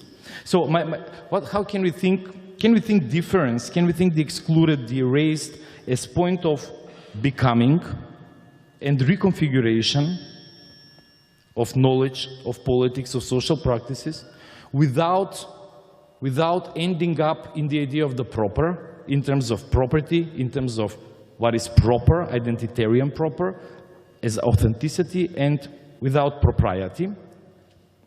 And, or the other option is maybe, which was also a practice here in the 80s, not here in Macedonia, but in some of the ex-Yugoslav contexts in Slovenia in particular, of mobilizing these differences, the point of negativity as the nightmare of hegemonic orders, standing, even appropriating radically, initially, the very stereotype as the symptomatic, nightmarish point of the system. You are dirty, you're lazy, okay, not as an authentic identitarian position, but as, I have to quote him, apologies to everybody, Zizek says, as a pose, as a punk pose, posing with this negativity as a nightmarish position. So I'm not proposing it, I'm just saying that how can we think these are like two options I've been always struggling with. So yeah, and just maybe to add to Iain about everything that you talked about document, especially this problematization of the, you nicely said this Occidental management of arts institutions, the Occidental curatorial regimes, and the fetishism of the object. Again, I think that the ex-Yugoslav context, if it has something to offer, it has something to offer as a history, as a different possibilities for thinking this, as a space that didn't have the market, the art market, in terms of galleries, selling objects, etc., and also as a space that has had this very intense practice of collectives working in the field of art, sometimes even signing anonymously. Is it also the other in Europe? So maybe we don't have to maybe even cross the oceans in order to get to something that is within this history of Europe itself. So yeah, sorry for the time I've taken.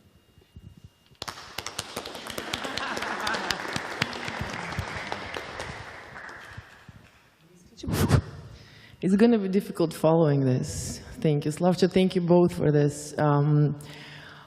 My intervention was potential because I didn't know if I was going to be intellectually capable at this point of my day to intervene, but I felt the urge to. So forgive me if my thoughts are scattered. I discarded everything I planned to intervene with, but I'll try it this way. Since Viki introduced me to your body of work, and I've already intervened with some of this on your previous visit here.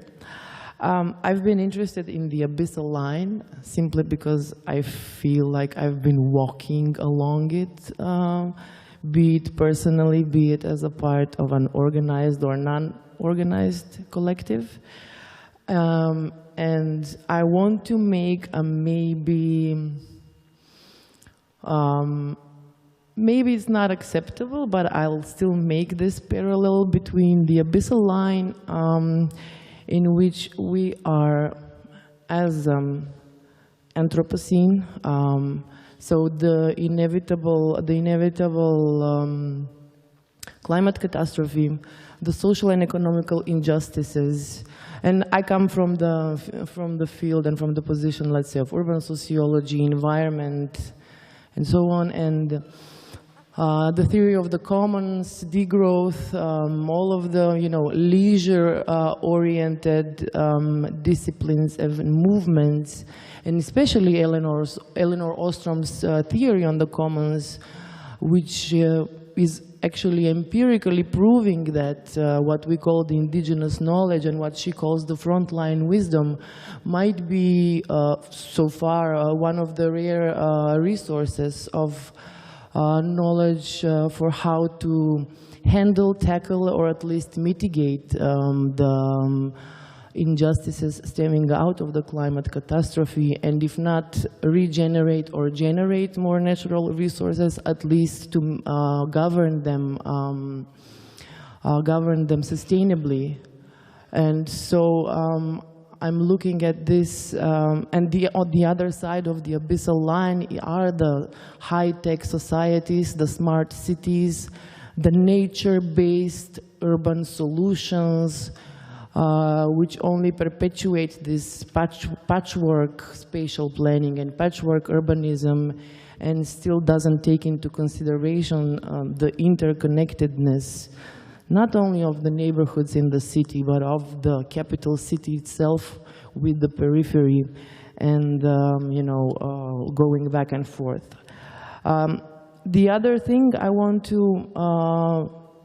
to put in this perspective is the abyssal line of this nation state or national society I live in. The river of Vardar is not, the river of Vardar as an abyssal line is not such a radical proposal because it always has been one, except that maybe in the 15th and in the 16th century, the North Bank was the more developed place, the place where the economy and the leisure and the life of the city itself happened, and the South Bank, which now you see is more developed urbanistically and technologically, was the place where you would leave your horse and sleep and have reckless sex and drink and whatever. I mean, in some way. The city of Skopje first developed on the north part, not in the south part. And all my life I've been growing up and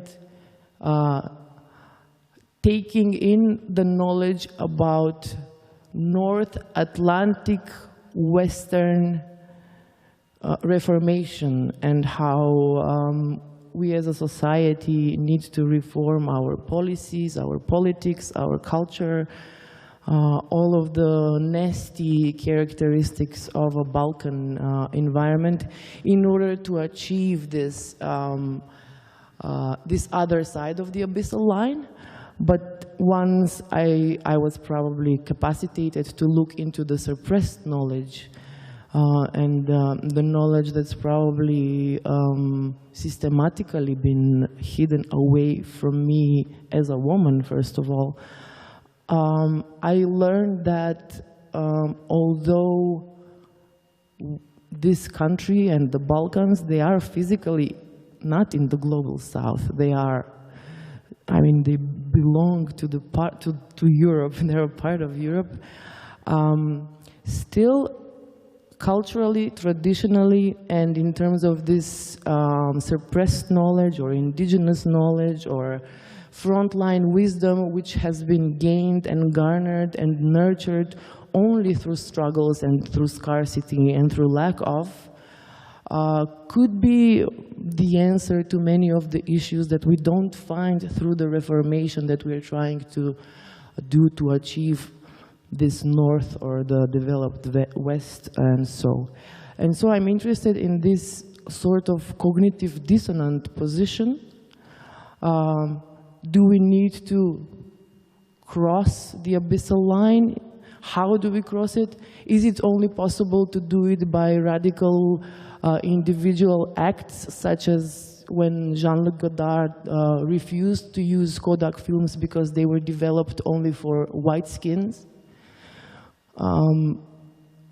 So yeah, I'm just interested in the way to cross. Is it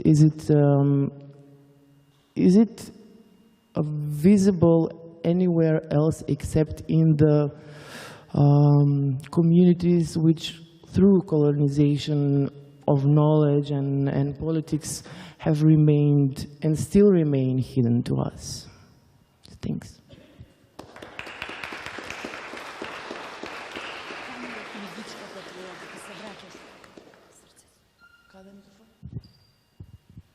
Thank you. Now everything has been said, so I don't really know what to add. I think the Slavco came to my room last night and stole my notes because he said exactly what I wanted to say, so I don't know what to say.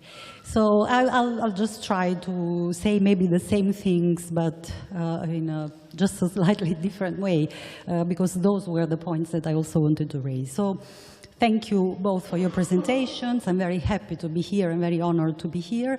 And I would like to start by highlighting one of Iain's propositions, that is the proposition of turning philosophy against itself. So in fact, it's been discussed a lot how modern European philosophy has created the juridical space and the ontological space inside which democracy, rights, freedom can actually become active and can acquire an active meaning. And this space created by modern European philosophy is the space of the human. So I think that the concept that it's really worth drawing our attention on is the human as it's been theorized by Western philosophy. Not to follow all the most recent post-human tendencies that are traversing the academia now, but exactly to turn our attention on the important concept of the human, because we really don't want to just discard or abandon the human as we usually tend to abandon corpses on beaches, as Iain has shown us. So the human is the first most important living being that has acquired rights and that has managed to have rights. And this is the reason why the human has this kind of foundational character. But who is it that has the right to be called human, and so who is it that can actually then have all the consequent rights? So Iain has showed us how this definition of the human happens also through a particular lexicon. So there's been a particular language developed throughout history that has delineated and that has actually allowed the construction of what it means to be human. The human identifies itself through the use of a particular language. Or, as Afro-American thinker in critical race studies Sylvia Wynter says, the human is homo narrans. The human identifies himself, and I'm using the him with the capital H on purpose, through the stories that he tells himself. So it's basically a homo narrans that she identifies. We tell ourselves stories on what it means to be human and what it is like to be a human. In this kind of Western philosophical narrative, the other, the non-human, the less than human, the other than human, either is muted, so acquires the position of total, it's not a position, a total silence, or at best, it becomes a disturbing noise in the background of this kind of rational knowledge and this kind of rational story, let's say. So one of the narratives that Western humans, for millennia, actually, not for centuries, but for millennia, have liked to tell themselves was revivified during the epistemological turn in the 17th and in the 18th centuries. So that was a period when some kind of stories about the human were not invented, but they were actually taken up again from a more distant past. Both Descartes and Kant knew very well that the term epistemology, the actual term epistemology, comes, as we also know, from the Greek episteme, which is specifically, and I'm just quoting the dictionary here, episteme in Greek, which in its turn comes from epi, which is a prefix that means on top, above, and the verb istame, to set or to place oneself. So episteme is basically to place oneself on top of something. Which means to be on top in order to have a clear view of something, which also means to know equals to appropriate something. And this is a particular paradigm of knowledge, as Boa was mentioning different paradigms of knowledge, so the episteme is a particular paradigm of knowledge. So epistemology comes from this combination of an episteme, a detached and hierarchical, I would say, knowledge, and the logos, which makes it even worse. Because the logos, notorially, is reason, basically, is a logical argument about something. It's the origin of Western rational language. So epistemology is basically a reasoning or a logical argument about knowledge. I am speaking very broadly, of course, in very broad terms now. And this is epistemology, and this is the way in which we like to represent, or we manage to represent the world as our own, to quote Boa again. So from the beginning, already in Plato's dialogues, epistemology then establishes itself as a foundational field to define what is the human. But the problem is not therefore what epistemology and therefore what philosophy can actually capture or what it leaves out, but as Iain was saying, the problem is philosophy itself. And therefore the problem is also epistemology itself as a branch, as a kind of subfield, not a branch of philosophy. And in fact, epistemology has developed itself throughout the centuries and the millennia, exactly in order, as one of the main responsible subfields that has defined the concept of the human. John Locke has been mentioned already, and for John Locke, epistemology was the study of the operations of the human understanding. And in Kant, it was the conditions for the operations of the human understanding. In either cases, epistemology is basically humans understanding their own understanding, cognizing their own cognition. Now, I like very much the idea of epistemologies of the South. Of course, I think it's an incredibly important proposition, but exactly because of the importance that the term epistemology is acquiring in these times and in our studies and in our researches, and also because of the way in which our linguistic and logical structures still so entrenched in these Greek classical roots, my question to you is therefore directed towards exactly this term.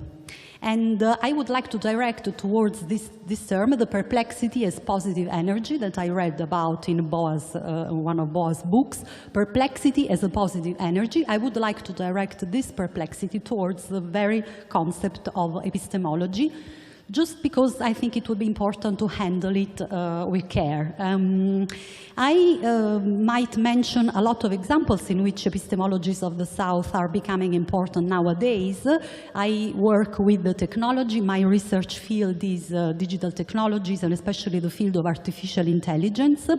And even without mentioning Gayatri Spivak and her need for an epistemological change, I would like to mention Jason Lewis. He is one of the members of a group that is called the Indigenous AI, Indigenous Artificial Intelligence Group.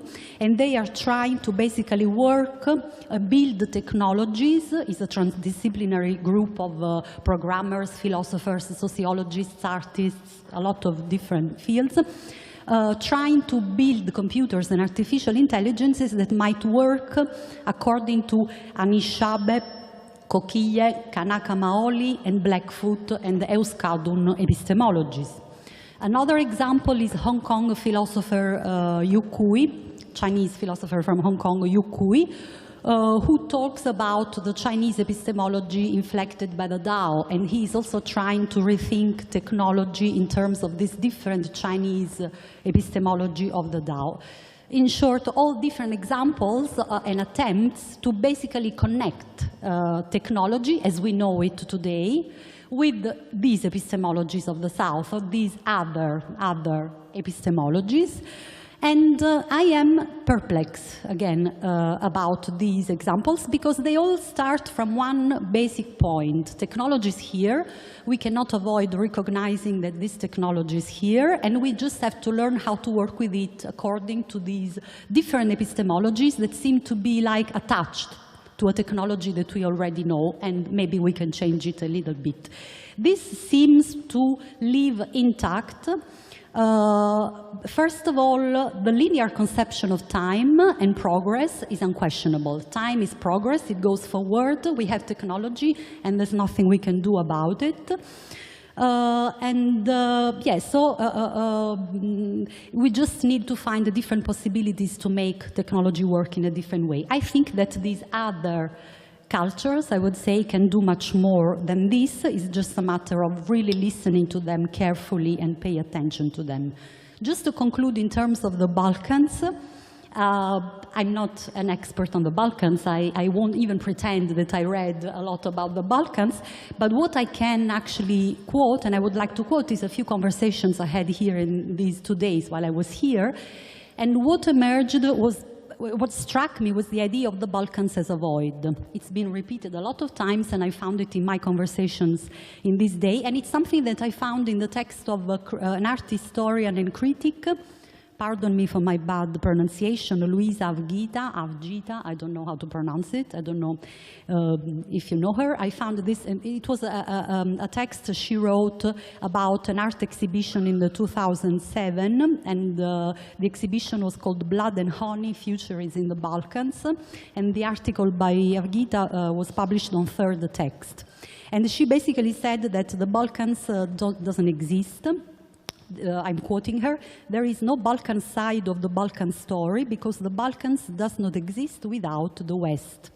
Now, this idea of the Balkans as a void, I really liked it, not, of course, because of the void as emptiness, but the void as black hole, as Boa was also saying, and I like the idea of the black hole. It's something that I found in black studies as well, and in critical race studies. The void of the black hole is a place of potential.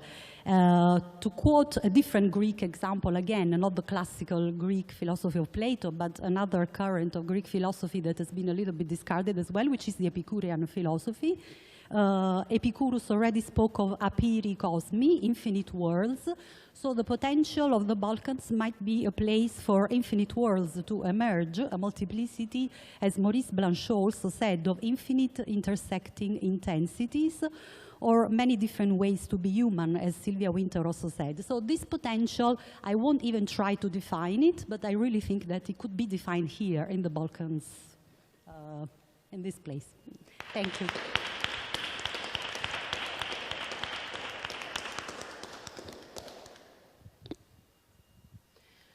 would be very much happy if we can, let's say, finish here. I'm not sure if we can. I don't know if Iain and Boa has the urge to answer to some of the things that were posed. Yeah, but also, yeah, our scrollable attention is also finished. Mine for sure. So, if are there any questions maybe for the public, or we can be very happy to finish? Yeah, just a brief question for two of you, because you said that you mentioned the post-structuralist Van Arden, but she and together with other post-structurists said that concentration camps didn't disappear. On the contrary, whole Europe has become a concentration camp, and centers of these concentration camps are the universities, and you two are university professors. So tell me, how do you think that you actually avoided of becoming a philosopher of colonialism? Thank you.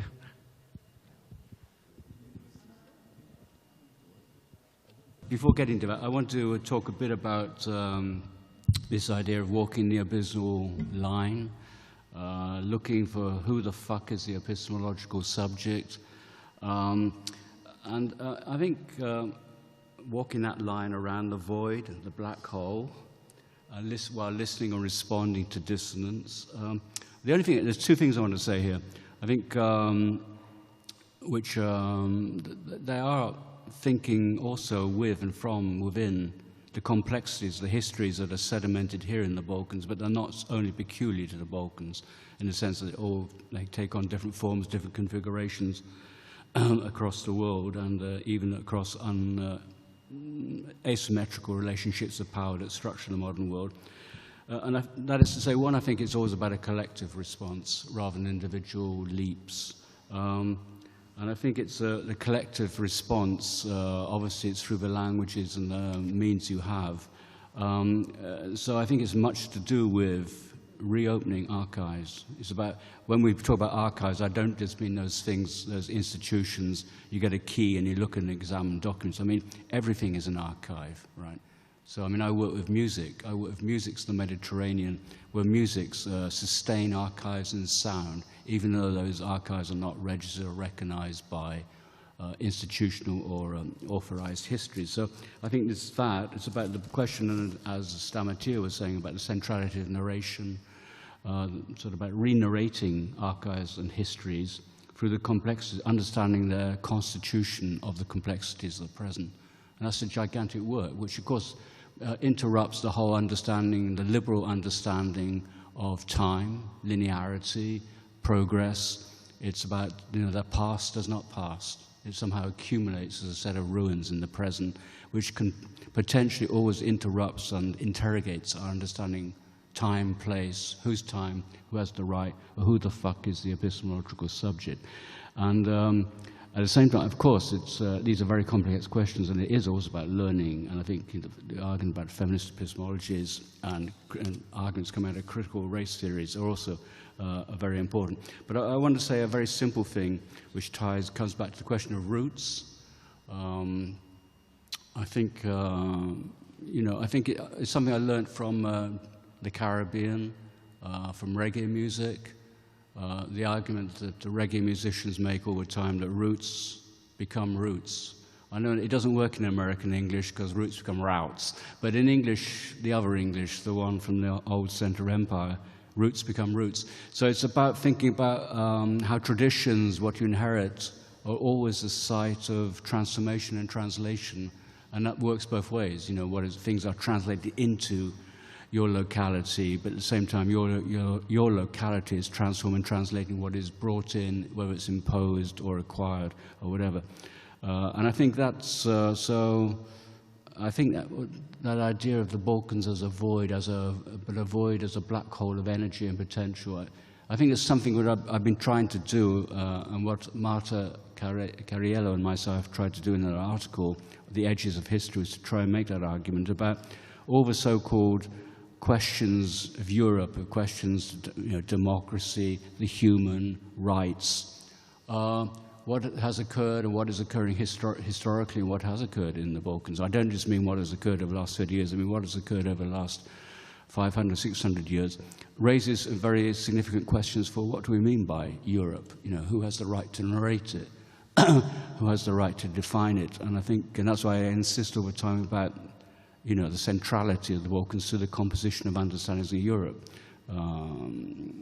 which also brings brings with it much deeper sedimented histories about the Eastern Mediterranean, about the making of a Europe, which actors or which polities and political and cultural and historical formations have been excluded from today, but which have been central. What Bo was talking about, Islamic culture from the 8th century onwards, and also the centrality of the Ottoman Empire. So, I mean, those things, to bring them back into play, cracks the narrative, breaks it apart, and all the complexities which allow us to talk about you know, who the fuck is the epistemological subject in a much more complicated way, registering those histories and also within the specificities, political, cultural, and historical specificities of the present. So it's about rerouting as well. Roots lead to rerouting and reworking and no guarantees, etc., etc. Okay. This is correct? Okay. Well, I wish I could have read your papers, because some of you, the three of you at least, read papers. And I'd like really very much to know them, because and to read them. I hope that you send me those papers. I have my email available, because the questions are very, very important, very interesting. And since I consider that knowledge is a collective endeavor, as Iain just said, I think it's always a work in progress and progresses as we talk and discuss. I've learned a lot from this session. What are the things that I think need to be worked out, in a sense?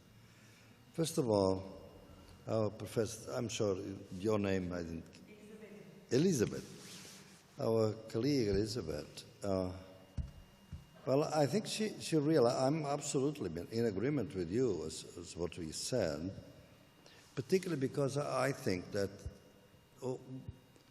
the idea that this way of knowing, the Western-centric dominant form of knowledge, by creating the abyssal line, by creating and having, it's not the problem of having criteria about rigorous knowledge. It's about controlling the criteria in a monopolistic way. That's the problem. And once you do that, our knowledge is a consistent production of non-existence, what I call the sociology of absences. So I read Mario Todorov, and I didn't notice the sociology of absence that you identified. I didn't identify the absence of Macedonia, but you did. So that is to say, from different perspectives, we discover the different absences that are being produced. So the production of non-existence is one of the most efficient ways of controlling reality. Because in fact, we expurgate that reality from whatever you don't want, or it's not convenient for your strategy, be it an epistemological or political or so on. The second point to your question, to your comment actually, is that when I speak about knowledge is born in struggle, subaltern knowledge, which are usually also subaltern populations, subaltern bodies, I am not saying that it is important to recognize this knowledge. That is to say, not to legitimate all of them. You know, I've been working with subaltern communities in which much of the traditional knowledge is male chauvinistic, is sexist. That's why I never speak about dialogues, but about ecologies of knowledge. That is to say, when we encounter the knowledge, when they start communicating, they have to enrich each other, and they have to transform each other. And I have concrete cases in my work. For instance, the women in South Africa, they want indigenous knowledge, but they want to be equal to man. So they want to change the traditional knowledge because all the knowledges have to be transformed. And in this case, it's transformed by the ideas of the West. That is to say, this ecology is a reciprocal type of transformation. The problem is that Western-centric has forced some knowledge to assimilate, to appropriate Western-centric without reciprocity. And I think that's the problem. That's why when we claim the Balkans as a center of knowledge or production of knowledges, it's not because it's good for the Balkans. It's good for the world. I mean, the conceptions that indigenous people today are telling us about the concepts of nature are not just good for the Indians, are good for us, because they are at the roots of the ecological revolution. So I think that the diversity of the world is what we should struggle for. Why is that? Because one of the most intricate problems, I mean, Plato is probably the best in analyzing this, and that's why Plato used dialogues, not Aristotle, but that's another question, is that I think it is as plausible to look at life in the world as a unity as it is to look at it as a diversity.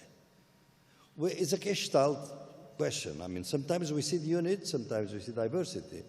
And in fact, sometimes we favor diversity, and diversity could lead to fragmentation, for instance.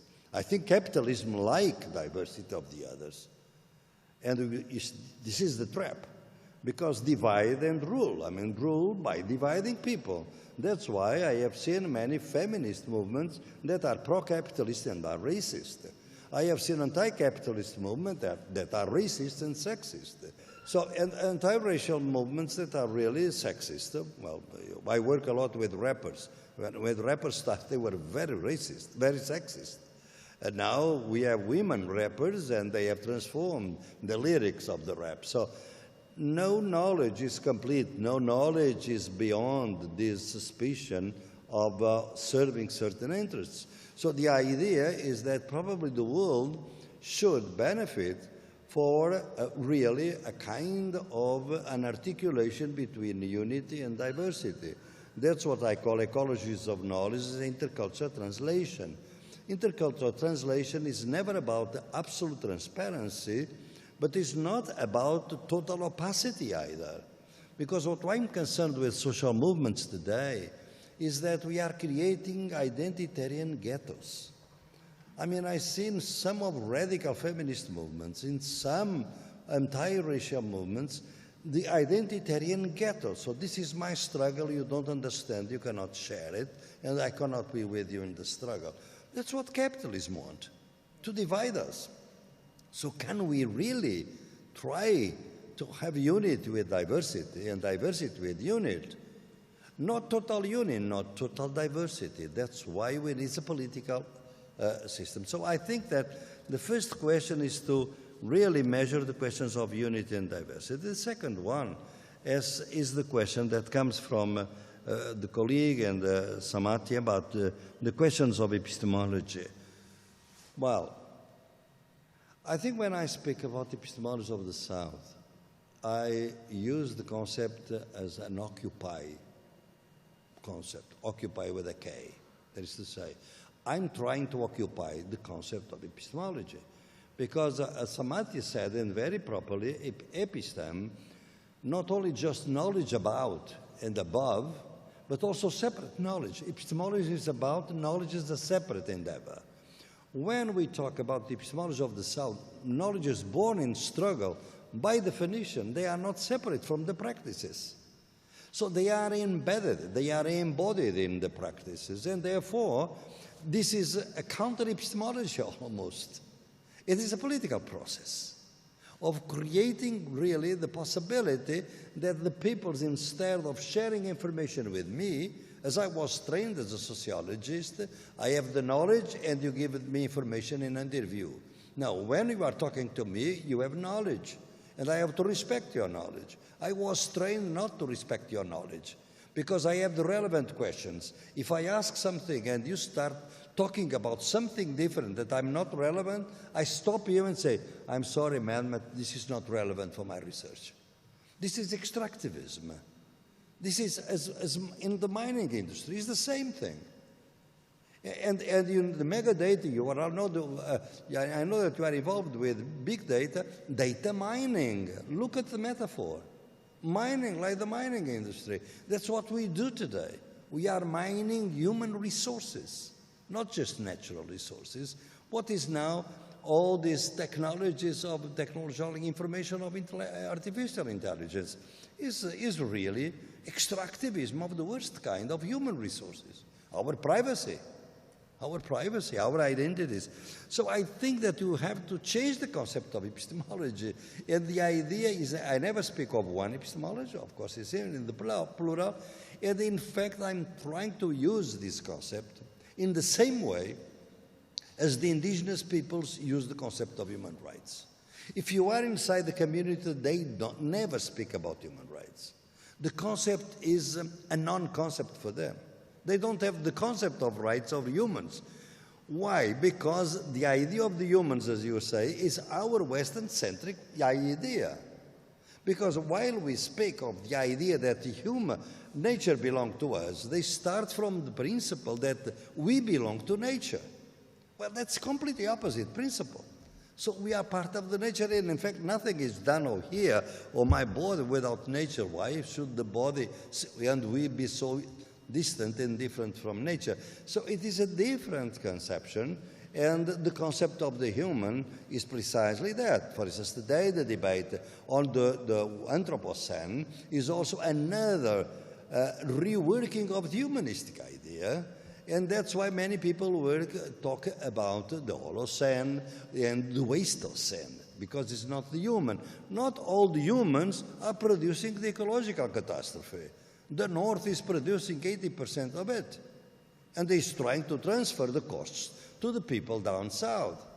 So I think that this idea of the South is also complex, because it's not a geographical South, it's an epistemic South. So the South occurs in the North. When the Muslim immigrants in Paris are struggling against the abyssal exclusion by the police, well, that's the South for me. They are resorting to their own knowledge in the core of the first arrondissement. So it's an epistemic South. There's nothing geographical about it. So there are other topologies. So I think that, look, our life, human life, is 0.01% of the total life of the planet. 0.01%. How come we have dared to destroy the nature, the planet, being such a tiny minority? Well, I think the Gaia hypothesis makes sense. I mean, probably the planet will go on without us. What is at stake is the extinction of human species. Well, the other species probably will go on in a different way. So that's why focusing on human life and not on life in general is what is producing the necropolitics. Because it's not a destruction of nature, it's destruction of our own nature as separate from the other nature. So I think it's a lot of reconceptualizing things, and it takes time, and is a generational type of thing. The third point is the abyssal line. Of course, there's one dear to you, and I'm glad that you are working. I'd like to know more about your work and be in touch with you, because it's in my group is the work that we are working most intensely now is on the abyssal line. Well, is the abyssal line a line or a zone? That is to say, it's dense, it's thick. How thick it is? And as it happens with my theories, it comes from empirical work. For instance, I noticed that during the pandemic, the elderly people in Europe, even though they are considered to be protected and therefore are on this side of the line, the protected side, human rights, democracy, and so on and so forth, came the pandemic. And many of them were abandoned and moved to the other side of the line. They ceased to be full humans because we have taken care of the younger ones. The elderly ones are lost anyway. And I came to this conclusion when I saw in Madrid a residence for elderly people that the armed forces went there after days of confinement, and there were hundreds of people dead there. That is to say, the elderly people had been completely abandoned in downtown Madrid, because they really were moving. So the other thing that we are working is how people go from the protected zone and cross the Ibiza line. Well, the women, when they work, they may have rights. When they go home, they may be assassinated by the partner. They moved from a non-abyssal exclusion to abyssal exclusion. The life of many people of the world is to cross the Ibiza line every day. You see. So that's another concept in which we are working, because I think then the plurality of the Ibiza lines are there pluralities, because of course whenever we have a dominant knowledge, it creates a Ibiza line for one simple reason, is the binary oppressors oppressed is also complex, because a worker that beats his wife is also an oppressed and an oppressor. And we all of us, the distinction between oppressors and the oppressed is a question of the quality of the elements of oppression in which we are on the side of the oppressor and the side of the oppressed. And that's why there are many divisions within feminist movements, within the anti-racial movement, because there are also hierarchies within the movements. So I think that we have to work the idea of the Ibiza line is the only critique I can make. I think is the most effective one against the liberal theory. Because the liberal theory cannot recognize the Ibiza line. All of us are equal and free. And that's why the Ibiza line is as radical as invisible. We don't see it. As we don't see the ecological catastrophe, because we see what we see. We see a river that is contaminated and there, but we don't see the catastrophe. And that's why also, and I've discussed that with rappers, is that you may cross the Ibiza line, but the community for whom you are working does not. I start working with a guy that then changed complete Kanye West, many in the late 80s, Kanye West and Jay-Z. Well, these people, when they became famous, they abandoned the communities. The communities, the black communities in Harlem, are as impoverished and are abyssally excluded as now, but they moved to the other side. So sometimes you move individually, but we don't move collectively. So this is the other thing that I would like to add. The humans is already the type of thing that I said. And I think that we could go on the conversation, but it's already 10 p.m., so we have to eat. Thank you very much. Okay, good. Thank you.